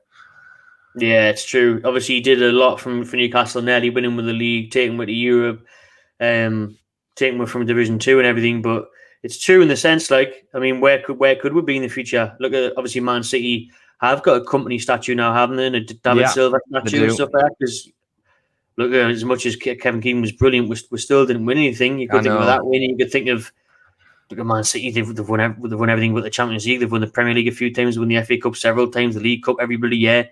Yeah. So these players that came in, they did a lot, didn't they? Do you know what I mean? Compared to that, as much as we love them. Yes. So yeah, well, again, options there as well. How do you decide between Sir Bobby and Keegan as well in a way? Do you know what I mean? I know. Do we Kevin Robson stand? Do you know what I mean what we're doing? Yeah. Combination. I mean, as you say, I think that's why I went down the statue route, just because I wanted to give him something. I feel like if we give him like a plaque or something, it's just a bit. It's not enough. So then it's kind of like, well, what do you do next? And that's when it's kind of that. There isn't really anything I can think of anyway. Nah, unless you do just plot a few things around. But because was it Harvey's got a plaque, hasn't he? He does. The thingy. So I don't know. But I'll give you. For any Newcastle fans who don't know, I'll give you the quick history lesson on why, and I'll let Amanda know why Shearer isn't on the stadium grounds. Do you know? Because the Newcastle United did not pay for Alan Shearer's statue. The council paid and put together Alan Shearer's statue, and then when the council offered to put it next to St James's Park, Mike Ashley said no. So they put it on the road instead. How bad is that? It's absolutely ridiculous. So it's not like they made Ashley pay for it. Ashley not only didn't want to pay for it, he didn't want it. So yeah, it's absolutely crazy. And that is, again, one of the first things that's going to get changed very quickly. That's a disgrace, isn't it? Like how petty and horrible of a man is Mike Ashley. Yeah. And obviously changing Shearer's bar to 9 bar and all this stuff, when all Shearer wanted to do was come back as manager, didn't he? When we got relegated, yeah. You'd verbally agreed with Mike Ashley, they shook hands and everything, that he was going to take charge next season, and then he never got a phone call from Mike Ashley, never heard from the club again. Crazy. And Shearer's always been kind of not wanting to come back, but now obviously he's going to be welcomed back in open arms, because he actually met with the members of the consortium in Jesmond last night. So he's already met and touched base with a man of Staveley and Captaincy and that. He's already met them. They've already had a conversation, probably a few cans. And apparently, apparently just how hilarious is just thinking of Staveley and then you just knocking cans with each other. But yeah, the saying here, George Colton saying it's early days, but a role at the club is a very strong possibility. And Staveley's already mentioned some sort of ambassadorial role, at least for the likes of Keegan and Shearer. I mean, how good's that, mate? How good is it to see the respect given finally to club legends? I mean, it's unbelievable. Shout out to Leon, who's just said he watched my video earlier, because I did do a video shameless plug here. If you want to go and watch my first Go five check it things, first 5 things Amanda Staveley should do. And yeah, this was what I spoke about there. I mean, again, like we're talking about Shearer and Keegan because they are the 2 obvious outs, like standout ex-players, managers that we want to see involved in the club again. But just generally, you know, again, I go to the Dog and Parrot before the match to watch Sutamac do his talks. I mean, it's brilliant. Like, why is our club like organising nothing? Like, where's the Legends program? Like, where's the ambassadors? Where's people actually speaking up and talking like for our club on behalf of the fans? Like, obviously, Ashley wanted nothing to do with that. I'm really happy to hear that it's something that Amanda Staveley is interested in. And I mean, and she's already like a lot of these like ambassador roles and stuff. The idea of it is it's almost like a fan's voice. Like they know they're on a level with the fans. They know what the club means. They've been here a long time. Shearer and Keegan know exactly what the fans want and what the fans need. They are basically the fans' voice in that boardroom when there's a big decision to get made. But from the way Amanda Staveley has like kind of spoken so far, she's already listening to exactly what the fans want straight from the mouths, you know. Like as you say, just to mention that Keegan Shearer stuff and just talking about the long-term plan and all these things are brilliant. You know, if she had come in and said, right, well, actually, we've just put down a £200 billion bid for Mbappe, so he's going to be joining on Saturday. You know, if they started talking like that, I'd be like, whoa, okay, this is it's exciting, but it's also a bit scary. Like, do you so she's sounds so level-headed and so sensible in the way that they've kind of spoken about the plan. And yeah, ambassadors, legends stuff. I think would be fantastic. Good point you've made there about Matchday stuff. Obviously, the stuff that they do at the Dog and Parrot and things like that with Sutamac. Yeah. Man United do it. Man United do it at Hotel Football and places like that where like Andy Cole and other legends of Man United go, Schmeichel and that before the game and have a chat with fans an hour before kick-off, get a meal and all that sort of thing. Why can't Newcastle United start doing that now? Yeah. Then? Let's do it. Let's get players in at Shearer's bar. We're going to continue calling it Shearer's now. We're going to go back in time. Well, I've been calling it Shearer's anyway. I was calling it Shearer's even before the takeover. Everyone still calls it Shearer's bar. I know, they do. So Shearer's bar. Upstairs in there, you know, just get a player in there, get next player in there. You know, get Warren Barton in there, get Rob Lee in there, get Dabby's ass in there, get anyone in there. Do you know what I mean? Get anyone in there, Solano and that. Have a chat before the game. Quality crack, man. You could make loads of money off it as well. Because there was obviously still a large portion of the fans didn't want to go to the likes of Shearer's 9 because they were saying it was going to make Ashley money. I mean, remember we used to do videos in there and would get shit for it. You know what I mean? Be like, you didn't drink in there.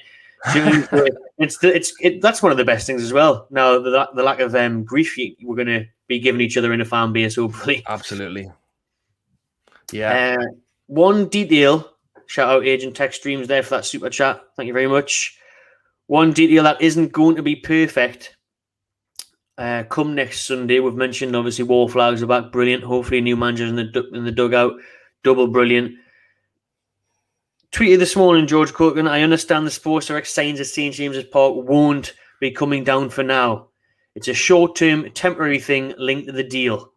Won't be for long though. Is that so actually? Had to put one last little. Oh, you know what it is. I read the future, mate, because I was talking about this earlier today as well. That was one thing I said. I said, if Ashley's got his way, you know, he's always gonna, like you just said there, he's always gonna try and just take that little bit extra. And I really hope to God, if he's saying short term, I hope the hell short term is imminent. End of the year. Maybe give them that. I mean, honestly, if it's another 2 seasons of that up, because he's said he wants to have 2 years more sponsorship. I mean, God Almighty, that was number 1 on my list. Pull that down. I was surprised there wasn't pictures today of people on ladders already taking it down. And when there wasn't, that was when I started thinking, oh dear, like because that would surely be the first thing on everyone's list. It was. I've seen a lot of people saying that. I mean, I think you lot last night should have just jumped over. Someone should have hired a crane. Someone should have jumped over and just started peeling them off. Because apparently they are going to obviously be there. Well, not apparently, they are definitely going to be there short term. Hopefully it is until only for a month or two. Hopefully they are gone by 2022. Yeah. because it is an eyesore. And what was good today was that when the club tweeted out the picture of Staveley and Godessi at St James's Park, they nicely cropped the Sports Direct signs out of it. Very clever. Yeah, I did see that. That was very good indeed. There's one last thing, isn't it? It's still like, you know, like when you finish with your bid, but there's like a picture is in the room, or like she's left. Yeah. There's something just there, and it just reminds you, and you just think, oh, I didn't want to think about that. Do you know what I mean? So it's like that's the thing now with Ashley. You go to St James's Park. You don't want to see Sports Direct there. I know we'll get over it. We've got bigger fish to worry about now, but you fresh start. You want absolutely everything gone. You want absolutely everything brand new. You do, mate. I mean, I'm excited. I'm really excited to see what happens next. I mean, as I say, the interviews she's given so far have been hugely positive and have as I say, sounded really down to earth and an actual game plan of what we're going to do here. And as I say, big up to Victor talking about, you know, I mean, Salah, Bale, but I mean, you know, Vang Niang, I mean, like Zaha is possibly not a bad shout. I mean, I mean, I don't know whether Crystal Palace would want the money, and I mean, sorry, whether they would want to let him go or not. But I just think, you know, talking the way she does and bringing in hard-working players who want to play, you know, that's what we want. We all, well, as I say, all I ever say is I want to go and watch a team who's actually giving it a go, and that's what's been so annoying. It's not losing; it's traveling all the way down to wherever you are to find that we just don't even look fussed. You know, you want to bring players in who are actually bothered. But yeah, I'm excited. I'm looking forward to seeing what happens next. I've no doubt Twitter is going to be electric from now until the Spurs game, and then pretty much from now until forever, hopefully. But I mean, just in terms of seeing like the next picture of Shearer spotted back at the ground, Keegan back in the ground for the first time in 15 years because he's been barred by Ashley for the whole time. You know, that kind of thing is just it's huge. Like like we're not even talking about results on the pitch. We're just talking about these standard things that you should just be able to enjoy as a football fan that we have not been able to at all. As I say, getting shouted at because you bought a pint in the bar because you're giving money to Ashley, like that kind of stuff. It's just it's crazy, and it blows people's minds when you tell them that Newcastle. It's so all the Newcastle fans know it, but you tell someone who isn't, they don't realize like the extent of how bad it was. People going in and buying the new shirts and stuff in the ground and then being questioned on it and stuff. It's crazy and it's not fair. Hey, part of the problem. You're part of the problem. Well, yeah, and this is it. I mean, I haven't been buying the shirts, but at the same time, I don't stand there and tell people they can't. You know, everyone can do what they want in my eyes, but when people are arguing about that, it just creates such a toxic atmosphere. But as I say, as of yesterday night, that's done. It's done. You do what you want now. Shout out Brandon from Newcastle Fans TV. Hello, mate.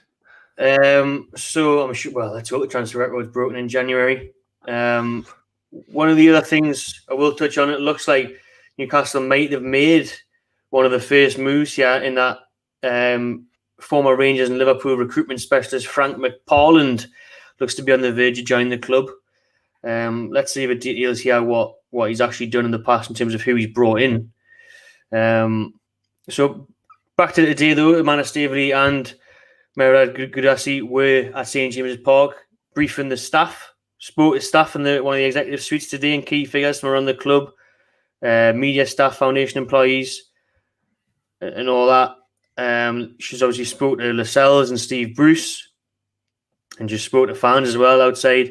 You know, Staveley said today when she got to St James's Park, she's had goose pimples arriving at St James's Park.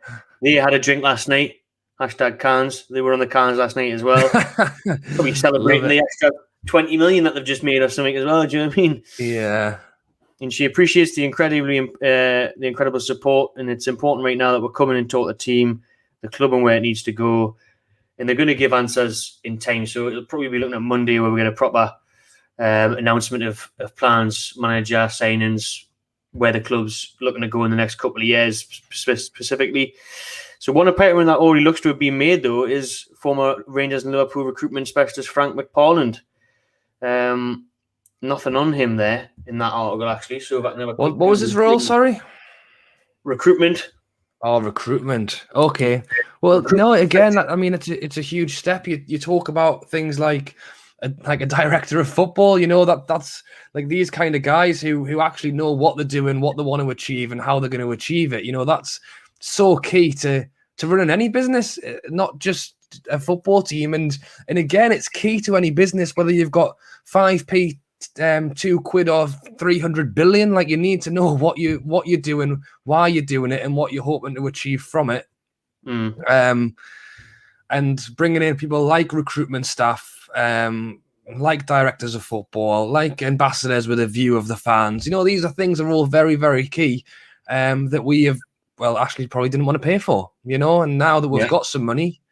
But I mean, again, in my eyes, whether you've got a lot of money or a little bit of money, you know, you've still got to find room to bring in these kind of people. They are like in my eyes, like key structural parts of any business going forward. So whether Ashley had money or he didn't, the fact that he didn't bring them in just shows complete and utter lack of respect of what's actually been trying to achieve here.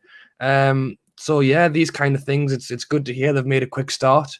And I'm hoping to hear, you know, that's the thing, not just signings. You know, I want to hear everything. I want to hear, as I say, I want to hear when Keegan's back in the ground for the first time, but I want to hear when the new director comes in. I want to hear if there's a new under-23s coach. I want to hear if there's a new, does Shola still doing the loan deal thing, or is that just a one-off? Well, he is for much longer because he hasn't brought anyone on loan. Well, this is it. So, you know, I want to hear more about it. I want to know everything. But yeah, I want to hear as many people like that coming in as it is players. Because it's massive that, and this is the thing where I'm sure that they've done the research and done it properly over the last couple of years, whether it's been close to happening in the deal, the takeover, is that they know who's going to go where. They've got the list of who's going to be director, who's going to be chief executive, who's going to be the scout. You know what I mean? For me, just get the scout from Leicester. I mean, the job he's done, get him in, get him to find the next Kante, Mahrez, and Didi, Madison, all these players that they brought in. You know what a treat that is. Bring Brendan Rodgers with him and we'll have him. Absolutely. So super chat there from a buddy. Thanks very much for that, mate. He's happy that this deal will add to the city of Newcastle a lot of tourists and develop the facilities and services of the club. We've got to think, Rob, that it is going to change a lot now, especially in a couple of years, 2-3 years down the line. A match day on Newcastle might look very different to what a match day looks like now. Yeah, I mean, I welcome all the new fans, to be honest. I want to make it as big and as fun as for everyone who wants to be involved, you know. In terms of talking about development facilities and services in the club, I mean, just talking about local area development and all that kind of thing, I think that's huge. Again, Man City Stadium, I've been there a couple of times. I think it's tough where we are, not only because we've got the roads surrounding the ground, but also the fact that we're selling the land that we could have used because we might actually wanted an extra 10 million. But we won't get into that stuff.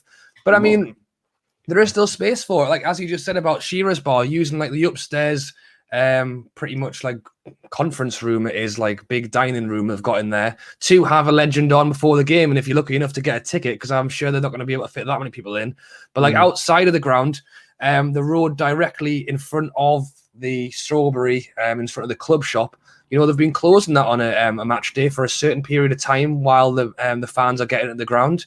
You know, close that up. Let's get some like food stalls out there. Let's get some like draft beer pumps out there. Let's just basically make it into a public, like a pedestrian zone on a match day. Again, Man City have got local comedians come out and do a stand-up set, and they'll have local musicians come out. Let's get Sam Fender on there. He was there last night. Maybe you'll do a bit more. The man in the blue hat playing his saxophone in Strawberry Bar. Like, imagine having like some of that outside the ground. I mean, for me, as I say, I love going to the Dog and Parrot. That's my bit to see Supermac. But aside from that, you know, I'm in the gate. I'm in here, there, and everywhere. There's no real like spot where the fans can kind of get together before the game. Obviously, I know you can go into town and all the pubs and Newcastle Arms and everything. The Rosie's where we went on that terrace. Definitely wasn't drunk then either. But check out the Leeds vlog. But honestly, like, to have something like that out in front of the stadium, I think would be tremendous. Oh, it would. I like the idea of like a fan zone type thing. Like, I mean, they do it for the rugby, don't they? You know, like the Magic Weekend, they put the more so for the kids and stuff, like bouncy castles and all that. But like the Macklins have even got a fan zone. You mentioned Man City. Man City, they have the stage with local bands on, getting people pumped up for it. You know, food and beer stands and stuff like that. So there's a lot you could do. Like there's a lot you could change. And when things do grow, and you do see tourists coming in, because I remember that brilliant fan cam from a Liverpool channel where he's whinging about how everyone's tourists and no one's a Liverpool fan anymore, and they're all there from all over the world, China and Africa and everything. So they pretend to be fake fans of the Scots and everything. Like that's what happens though when you become a big successful club. It's hard to comment. It's hard to say because obviously I've not experienced it, so I really don't know. I mean, right now, I mean, because of Ashley, we weren't selling out the stadium. You know, there was empty seats, and even if you go on the website and check, and it says that, because I mean, I've looked before to check if there's a few next to me for a few mates who might come down, and I get down there and there's no one in them. So someone's bought a ticket. They didn't want to lose their points or whatever, so they've kept the season ticket, but they weren't bothering to turn up for the games. And you know, all that kind of stuff is just rubbish. You know, to hear that there's more people who want to get down and join the games, then I'm like, yeah, let's go for it. But as you say, 2 years time, when I kind of get to the bar because there's 900 people have come over to watch the game, and I'm thinking, Christ on a bike, you know, that's when I'm going to say, I wish this wasn't happening. I wish it was so shit. If it means I can get the pints in, then I'd rather have Ashley. Definitely not. I think I'd rather go sober than have him back. Oh well, hopefully they bring back the drinking in the stands, which is mentioned alongside safe stand, and I don't think it'll happen, like, but imagine how good that would be. Incredible. Well, I went to the Gateshead game, didn't I? And you can, they actually sell cans. They don't sell pints. They sell cans, and you can just take them out. Perfect. Yeah. Just gonna have to start sneaking them in. And they get like you say, is there about develop the facilities and services of the club as well. That's a huge thing. I mean, we know how bad the concourses and everything at St James's Park are, how lifting it is, how scruffy it is, how outdated it is with the tiny TVs and everything. Just a bit of a TLC in there wouldn't go amiss either, and a bit of an update. Absolutely. I mean, well, again, even just like the smallest things, like still Puma things up and everything. Do you know what I mean? There's still yeah. I mean, honestly, I want them to get that Shea given picture. I want them to frame it, and I want them to leave it there forever. I want to remember that Shea given picture. I don't want to get rid of that one. Yeah, actually sign it. but no, absolutely. I mean, it's just well, again, like you say, wires hanging everywhere. Like you look up to the ceiling. I mean, obviously, I mean, you're in a stadium, and I know there's only so much you can do with what is basically a massive bit of concrete. But I mean, the wires are just hanging all over. Like, I mean, it's crazy. Like, someone should at least try and tie a knot in them or something that's going to hit someone in the head. Like, just no one's bothered. One thing I'd like to see, black and white seats. Black and white seats all around the ground. You know, let's make it like an actual bit of a spectacle to look at rather than just, you know, the grey seats. I think that would be great. That is a great shout. I think there was something on Twitter a while ago, wasn't it, about like someone had mocked up a black and white seat. Black and white seat at St James's Park. They'd done it on Photoshop or whatever. It looked amazing. I think it would be great. Got a Chelsea, Florida fan in the house. Thanks for that super chat. He's buzzing for the Geordies, which is good to see. I mean, he's got nothing to worry about for a while, has he? Those lots started this with the Roman Abramovich way back in the early 2000s now. The old oil money, the rich owners, they were the first to do it. He's saying that. He's buzzing for the Geordies, buzzing for the league as a whole, which is a good viewpoint. At least he's not threatened that maybe in a few years' time we could take over the Premier League. At least he's looking at it from the point of view, the more competitors, the better, the more entertaining, the better, the more chance of bringing the best players to the country, the more fun it's going to be for everyone, competitive. Yeah. And he's looking forward to what the future will bring. Me and you both, CFC Florida. Well, this is it, isn't it? I mean, again, everyone kind of looks out for their own club, and when takeovers and stuff are getting spoken about with other teams and stuff, and I don't know, maybe it's because we weren't competing, so I wasn't bothered. You know what I mean? Yeah, like, we aren't up there anyway, so if someone went and bought, I don't know. But, well, I think Burnley did just get bought out, didn't they, by someone? Mm-hmm. But, I mean, if people are buying these clubs and they're the next team to fight for the top six, I mean, we're nowhere near it anyway, so it doesn't really bother us. I guess if I was already a supporter of a top 4, top 6 team, then maybe I would look over my shoulder. But again, as I say, I honestly, like you just said there, I think it will be a while. And I'll be honest with you, part of us wants it to take a little while. I want it to take 5-10 years. I don't want. I mean, what if we win the? It's not happening. So don't clip us and think I meant it. But if we did, if we did manage to win the league, like in the next 2 seasons, which again is not happening, it's all gone. Where was the progression? Where was the enjoy? Like I want to enjoy the rise to the top. I know, realistically, to put it simply, like this amount of money it's basically you're buying it, aren't you? But that's the way everyone wins it now. You need some sort of funding to push forward. The days of being able to have a fully homegrown 11 from the under, like what Manchester United did back in the day with Beckham and all them lot. That we're struggling to get one lad through every 3 seasons. Never mind 11 to come through and win us something. So you need money on your side. But as I say, let's get let's survive this season. Let's get 12th next season. Let's get 8th. Let's bring in some players who want to build with the team. I don't just want to like if we just turn around and won the league. We've waited this long for it. What the season after that? What do you want next? I guess we'll have to try and win it again. And I mean, I'd love to be up there competing, but I also want to enjoy the journey as well. Yes, I'm with you on that. I'm here for the journey. Yeah, I think it would. I'm up for that. I'm up for doing it slowly. I'm up for a League Cup at first. I'm up for the Europa League first. Getting the Europa League first, and have Villarreal away before you do Real Madrid away. Do you know what I mean? Those type of things. I don't mind that at all. If we can get instead of just thinking we're going to spend 500 million, finish third, get Champions League, win an FA Cup. Spend the 500 million, lovely, but get top 6, get Europa League, try and win a League Cup. Yeah.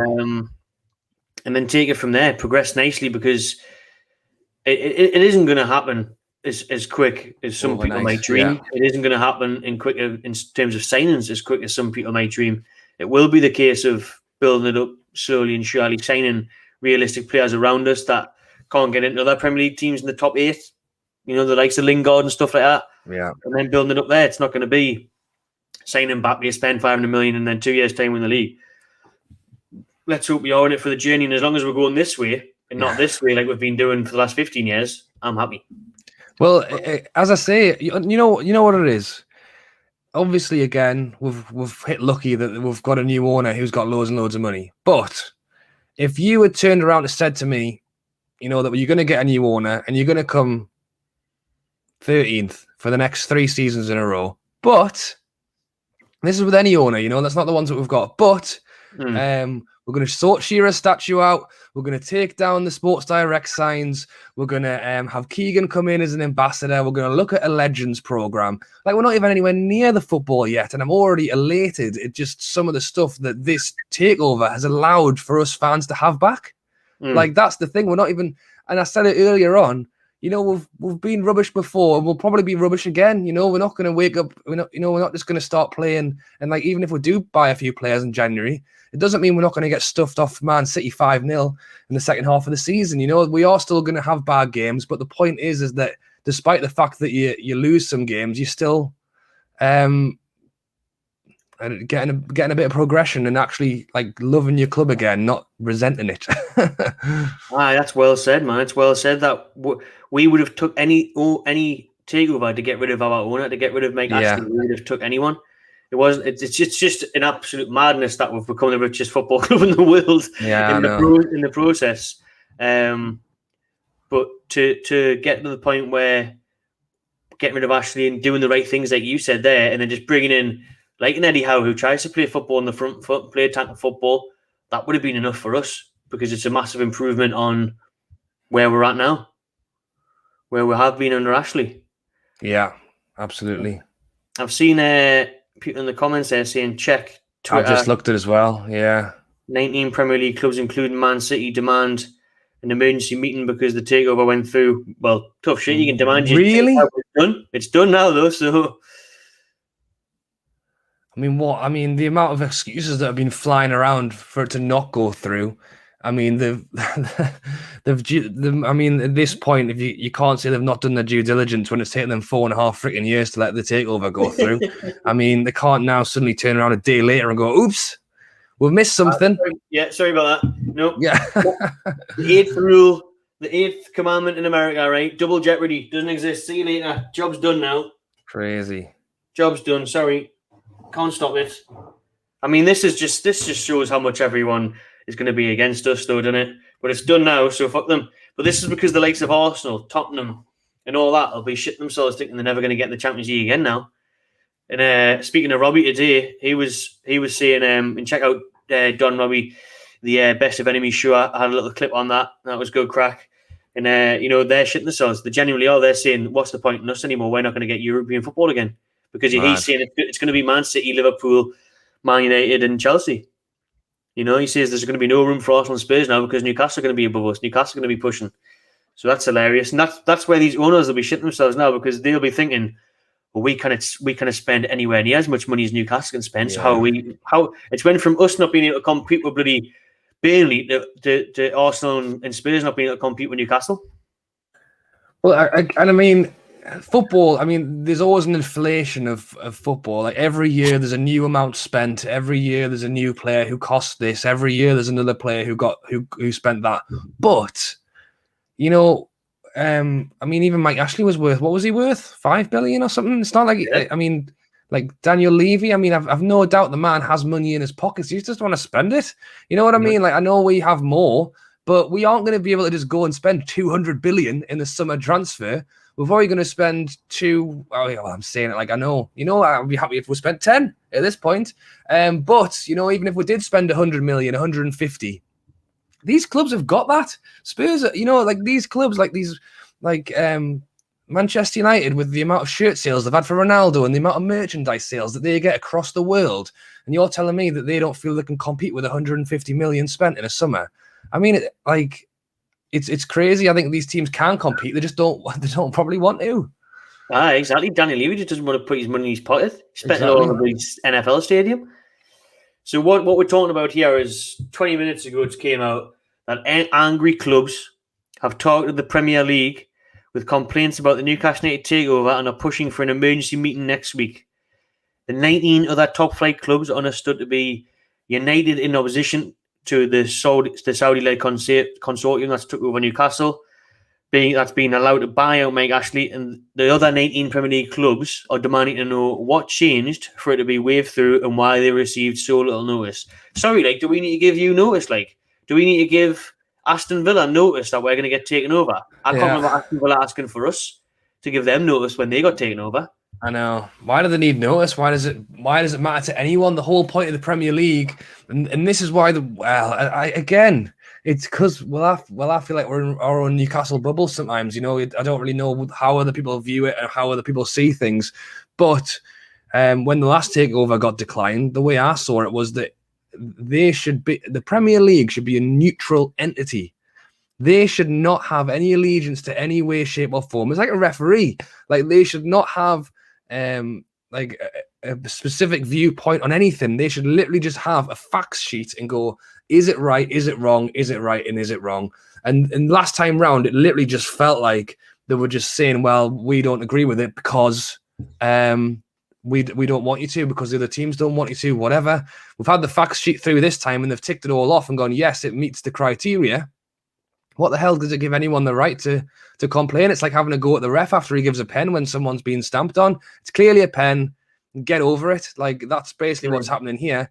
The Premier League have done the due diligence. They've agreed it to go ahead, and now people are just screaming at the ref saying, oh, look at VAR, take it back, take it back. I mean, it's too late. Yeah, well, it is too late now for the Premier League clubs to whinge tough shit. Yeah. And, they can oppose all they like, but it's tough. Yeah, and I mean, we're reading a tweet. I mean, we don't actually know what's actually happened here. I mean, he's normally, I'll say that account is it a bloke? He's normally very good. I've got it from The Guardian. That's where. Oh, have you got it on there as well? Oh, I'm just looking on Twitter. It's on The Guardian, but wow. Again, it doesn't mean it's legit. There's always going to be stories that come out like this to try and create clickbait and that sort of attention. Obviously, we know the clubs aren't going to be happy, but tough at the end of the day. Like you said, the Premier League should have no alliance to any other club. You seen the other day Richard Masters sitting with Daniel Levy at the Spurs stadium, and everyone was like, well, that's a little bit dodgy, isn't it? What's going on there?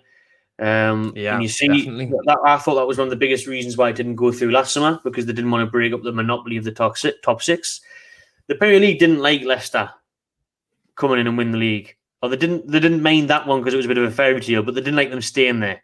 They didn't like them how they've continually challenged and net so nearly got in the top four in the last 2 seasons in a row and winning the FA Cup and still building. They don't like that. They want the Man Uniteds, they want the Arsenals, they want the Liverpools, they want those clubs that have been there since the Premier League started to stay there. And they've done that by spending money. So why can't someone else come in and do it by spending money? Well, again, it blows my mind because I think, if anything, the Premier League should be the person who's probably at the front of the queue wanting it to go through, because they want, like, the Premier League are making money off the fact that it's good football in England. You know, if they didn't let any takeovers go through and no one spent any money, all the good players would go play Spain and in Italy and in France. Like, the whole point of people watching the Premier League is because we have the best players from all around the world. And now you've got another club who's saying, look, I'm going to go out and spend and I'm going to bring in the best players in the world. If you're the Premier League, you want it to happen, surely. Yeah. Like, why would they not want that? So it's just mad. More entertainment, more eyes on us, most of the best players there. You know, you've got to think the league has nothing now without Ronaldo, Messi, is it? That's went downhill. Serie A isn't what it used to be, really. A couple of clubs there struggling financially. Why Conte left Inter? Well, more so the one who doesn't want to spend. So the French league is just PSG, and even them are getting beat. Things aren't working out for them. So it's all about the Premier League. And with Newcastle coming in, we can get all the best players now. All the best players will be there. Absolutely. So, and one of the players that could be coming to Newcastle United is Philippe Coutinho, apparently. Really? Contact has already said to be made between the player and the new owners. That's going to the Daily Mail. Contact between Newcastle and Philippe Coutinho has already been made, according to the Daily Mail. That one would make sense to me as one of the big, like a big marquee signing, wouldn't it? In Barcelona, need the money, don't they? Skint. Yeah, I mean, I'm gonna be honest with you. You just said it there. I mean, I do watch football aside from Newcastle, but it's mainly Premier League, and I do dip into to other games. Champions League is normally where I see most of the foreign teams. How is he doing at Barcelona? Is he getting a game? I mean, I don't even know. I'm not sure either. All I've seen this season is bloody De Jong and Braithwaite up front for Barcelona, and they want the manager sacked. So I'm not sure either. Yeah, well, I mean, from what I have seen him on, he's certainly a player with talent, and he would certainly get in the team ahead of John Joe Shelby or Sean Longstaff. So, I mean, on that accreditation, I'd take him in a heartbeat. But yeah, like you say, I mean, he's a player who's got a chance to possibly come back to England, who can possibly show what he's going to do. And as you say, the ball needs to start rolling somewhere. And if he's the one it starts with, and also you need to think as well, you know, the first signing, I think, is going to probably get judged quite heavily straight away. Have they made the right choice? Have they brought him in? Have they spent loads of money and overpaid him? Now he's come in, he's sitting around and he's not doing anything. I mean, there is no right or wrong way to do it. Well, there definitely is a right and a wrong way. But in terms of bringing someone in like Coutinho, it's impossible to say right now how he's going to do. You know, you don't know. And it's the same with any transfer. I mean, look at the Joe Linton one. I mean, we're still waiting for that one to work out. But these guys will probably be judged. And if it doesn't work out, you know, it's fine. We can take it back, try someone else, and just keep the ball rolling. Got plenty of money. Doesn't work. Doesn't matter. You know, see you later. Have a plan and a goal. Yeah, that's it. And if it doesn't work first time, try again. All right. Well, we've been going nearly 2 hours now. I don't know what your plans are for tonight, Rob. You want to talk about anything else, or? I'm going to be honest, mate. I'm going to go put my tea in shortly. So if you're, what's for tea tonight, Rob? Enchiladas. Oh, fancy. There you go. I know I was thinking about getting a takeaway, to be fair. My body could use one. As I say, I'm not feeling great after yesterday. But I think I'm going to have something in tonight and then I'll have the takeaway tomorrow. Good shout. Finally, then, before you go, one thing that you want to happen the most before the Spurs game next week?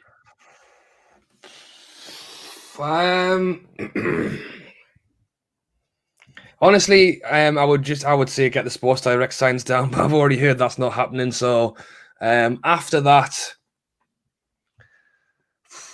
Bruce out.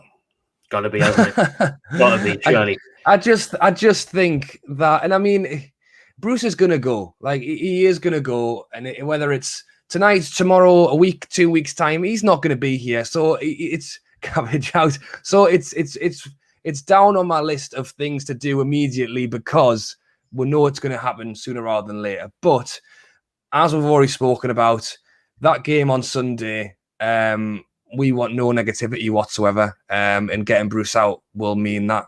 It'll make sure there is no negativity.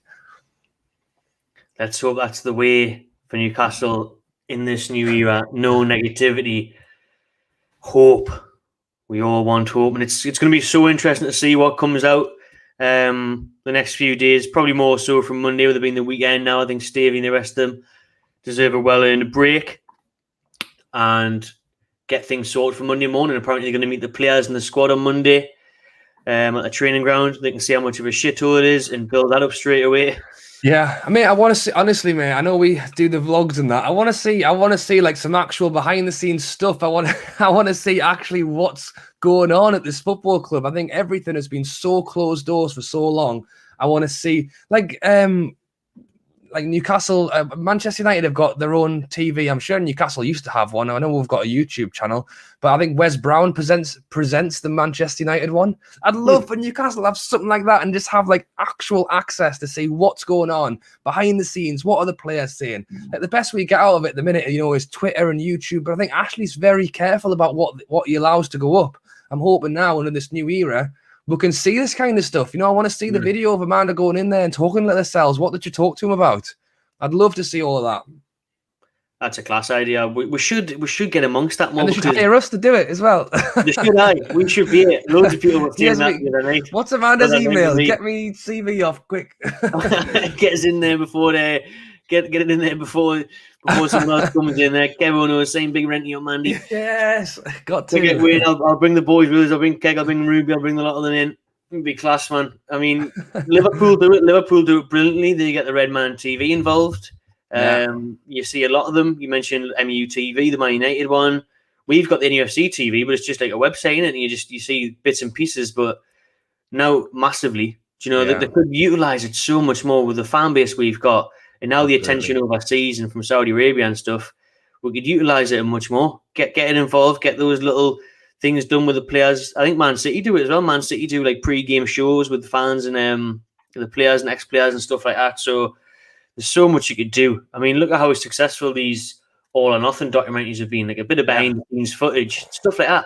And the reason why we haven't really, the reason we haven't took advantage of stuff like that is because, like you say, Mike Ashley's run it like bloody North Korea. He only wants you to see what he wants to see. Do you know what I mean? So if we get some real access, that'd be quality.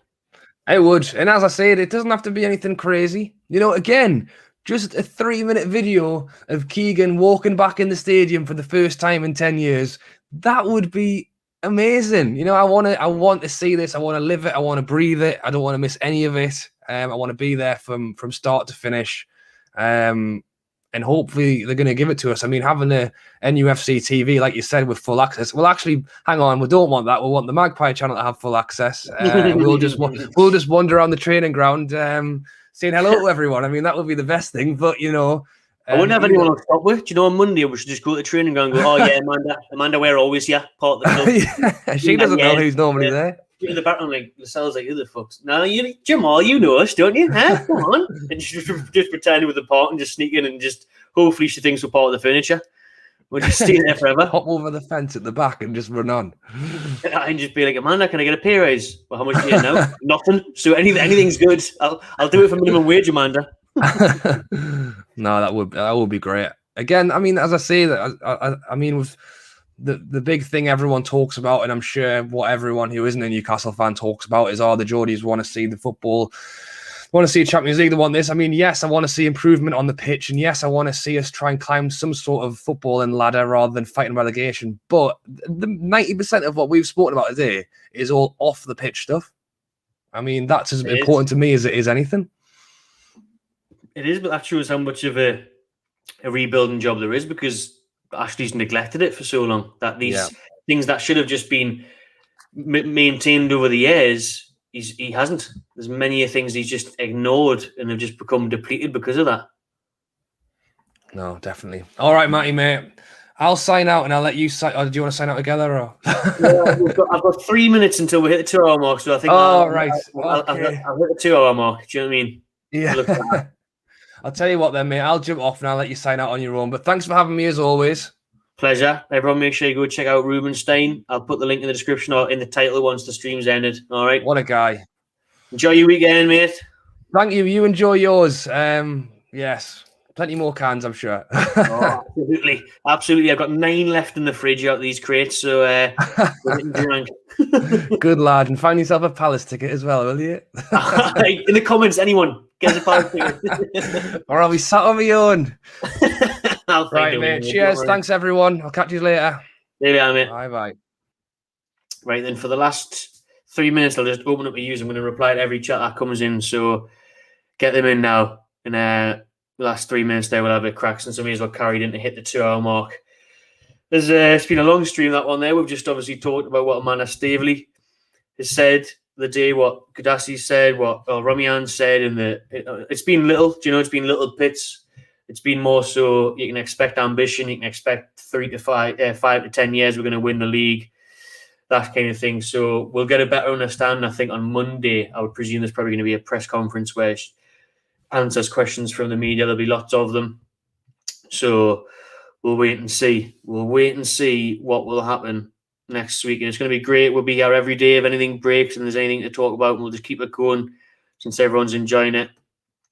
And we'll always be doing videos about any updates on the new regime in Newcastle, the new era that is under the Saudi Arabia, under the Saudi Arabians taking over Newcastle. Conte would be my pick for manager. That would be my number 1 pick. There's a lot of comments here flying in. I haven't got a clue where to go with it. Ben, shout out Ben. It doesn't feel real. It still hasn't 100% sunk into me. It really, really hasn't. Chesney Hal, thank you very much. Hello, Ollie. Cheers for that, mate. Appreciate it. Yes, we do. Yes, we do. Finally have our football club back. So long in the making. That was class last night as well on Sky Sports News when you just seen everyone going ballistic, throwing cans about chanting we have our club back, because we have eventually got our club back. Kevin Keegan said it would be the best day when we got our club back. It certainly was for a lot of us yesterday, like, wasn't it? Gareth Bale on a free. I would have said yes before he Spurs, didn't you now? But at Spurs, I wasn't impressed, man. Like, I really wasn't. I don't think Gareth Bale's got a love for the game anymore. I don't. I think he's ready for retirement. He's more lost about watching Happy Gilmore and going to play. He'd be down Time Off on the crazy golf. He'd be down there putting next to the dinosaurs. You know what I mean? He wouldn't be up, yeah. He'd be unfit and he'd be at the golf course every day. So thank you for that, Christopher. Appreciate it, mate. Yeah, I don't think goalkeeper is where we need to focus on at all, really. Not yet. Nah, not yet at all. Let's go up. Big up CFC Florida, who's been in the super chats throughout the stream. Means a lot, mate. Thank you very much. Bobby Robson stand could definitely be up there. Obviously, we've talked earlier about the Kevin Keegan stand, maybe for the East stand, because he doesn't want a statue. It's hard to say, it. And Rubenstein made a very good point, actually. You know, hopefully we've got some new legends in 10 years' time, like Man City have got with the Vincent Kompany statue. You know, I mean, he won them everything but the Champions League. You know, a few Premier Leagues, several FA Cups, several League Cups. It didn't get much better for them. Just that Champions League that was missing. So imagine if Newcastle in a position in 10, 15 years' time with a player like that, a captain that's been there from early doors, from 2022 to 2030, and he's won with a few leagues, and that it's fucking mental to see that, to be honest. Absolutely mental. My Mark signing would be, I think Coutinho is probably a realistic-ish good shout. Maybe a Raheem Sterling because he wants out of Man City and we could pay his wages. I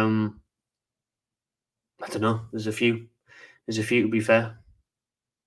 Who's yours?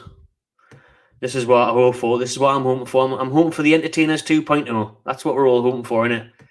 Keegan does look likely to maybe become back as ambassador. We'll just replace the there two there. Camels. I'm not bothered. Do you know what I mean? But actually, you're not allowed to do that until we win something, right?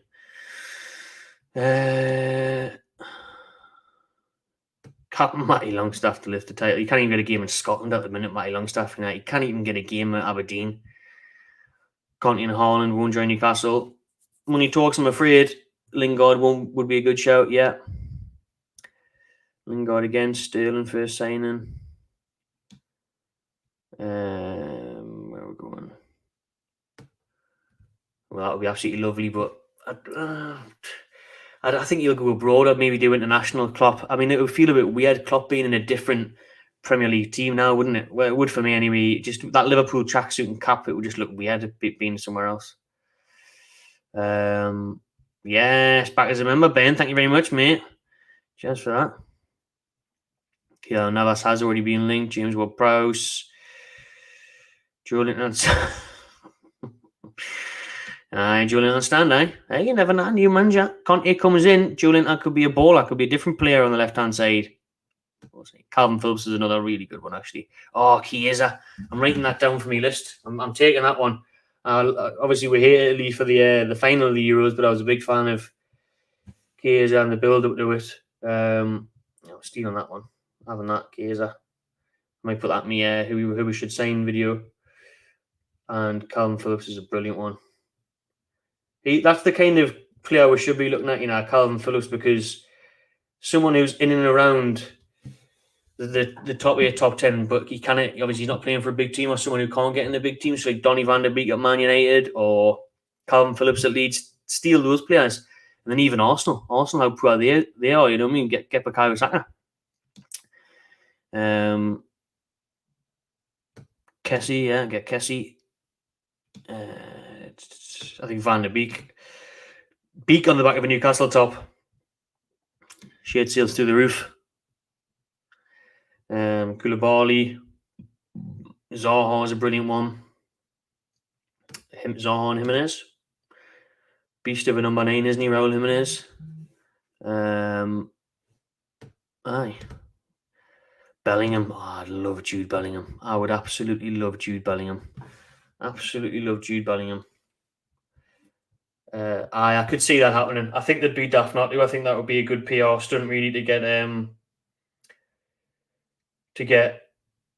the fans up for it, the roar for it. I mean, I remember when Man United signed Varane and they brought Varane on the pitch right before kick-off and the stadium erupted. It won't take much to erupt St. James Park next Sunday. I think they'll do it themselves, but Amanda and Kudasi on the pitch right before kick-off, people will go mental. And I'm sure they will, because I think Amanda's loving the interaction with the fans and the meet she's already had with him. So that's a good shout. I could see that happening. James Maddison, he's having a poor season, isn't he? So maybe he's up for a move. James Maddison, Harry Kane. Oh, mate, Harry Kane's coming, I'm telling you. Harry Kane's going to break Shearer's record of Premier League goals, but it's going to be in a Newcastle shirt. Right, lovely. Dembele from Barca, they need the money. Right then.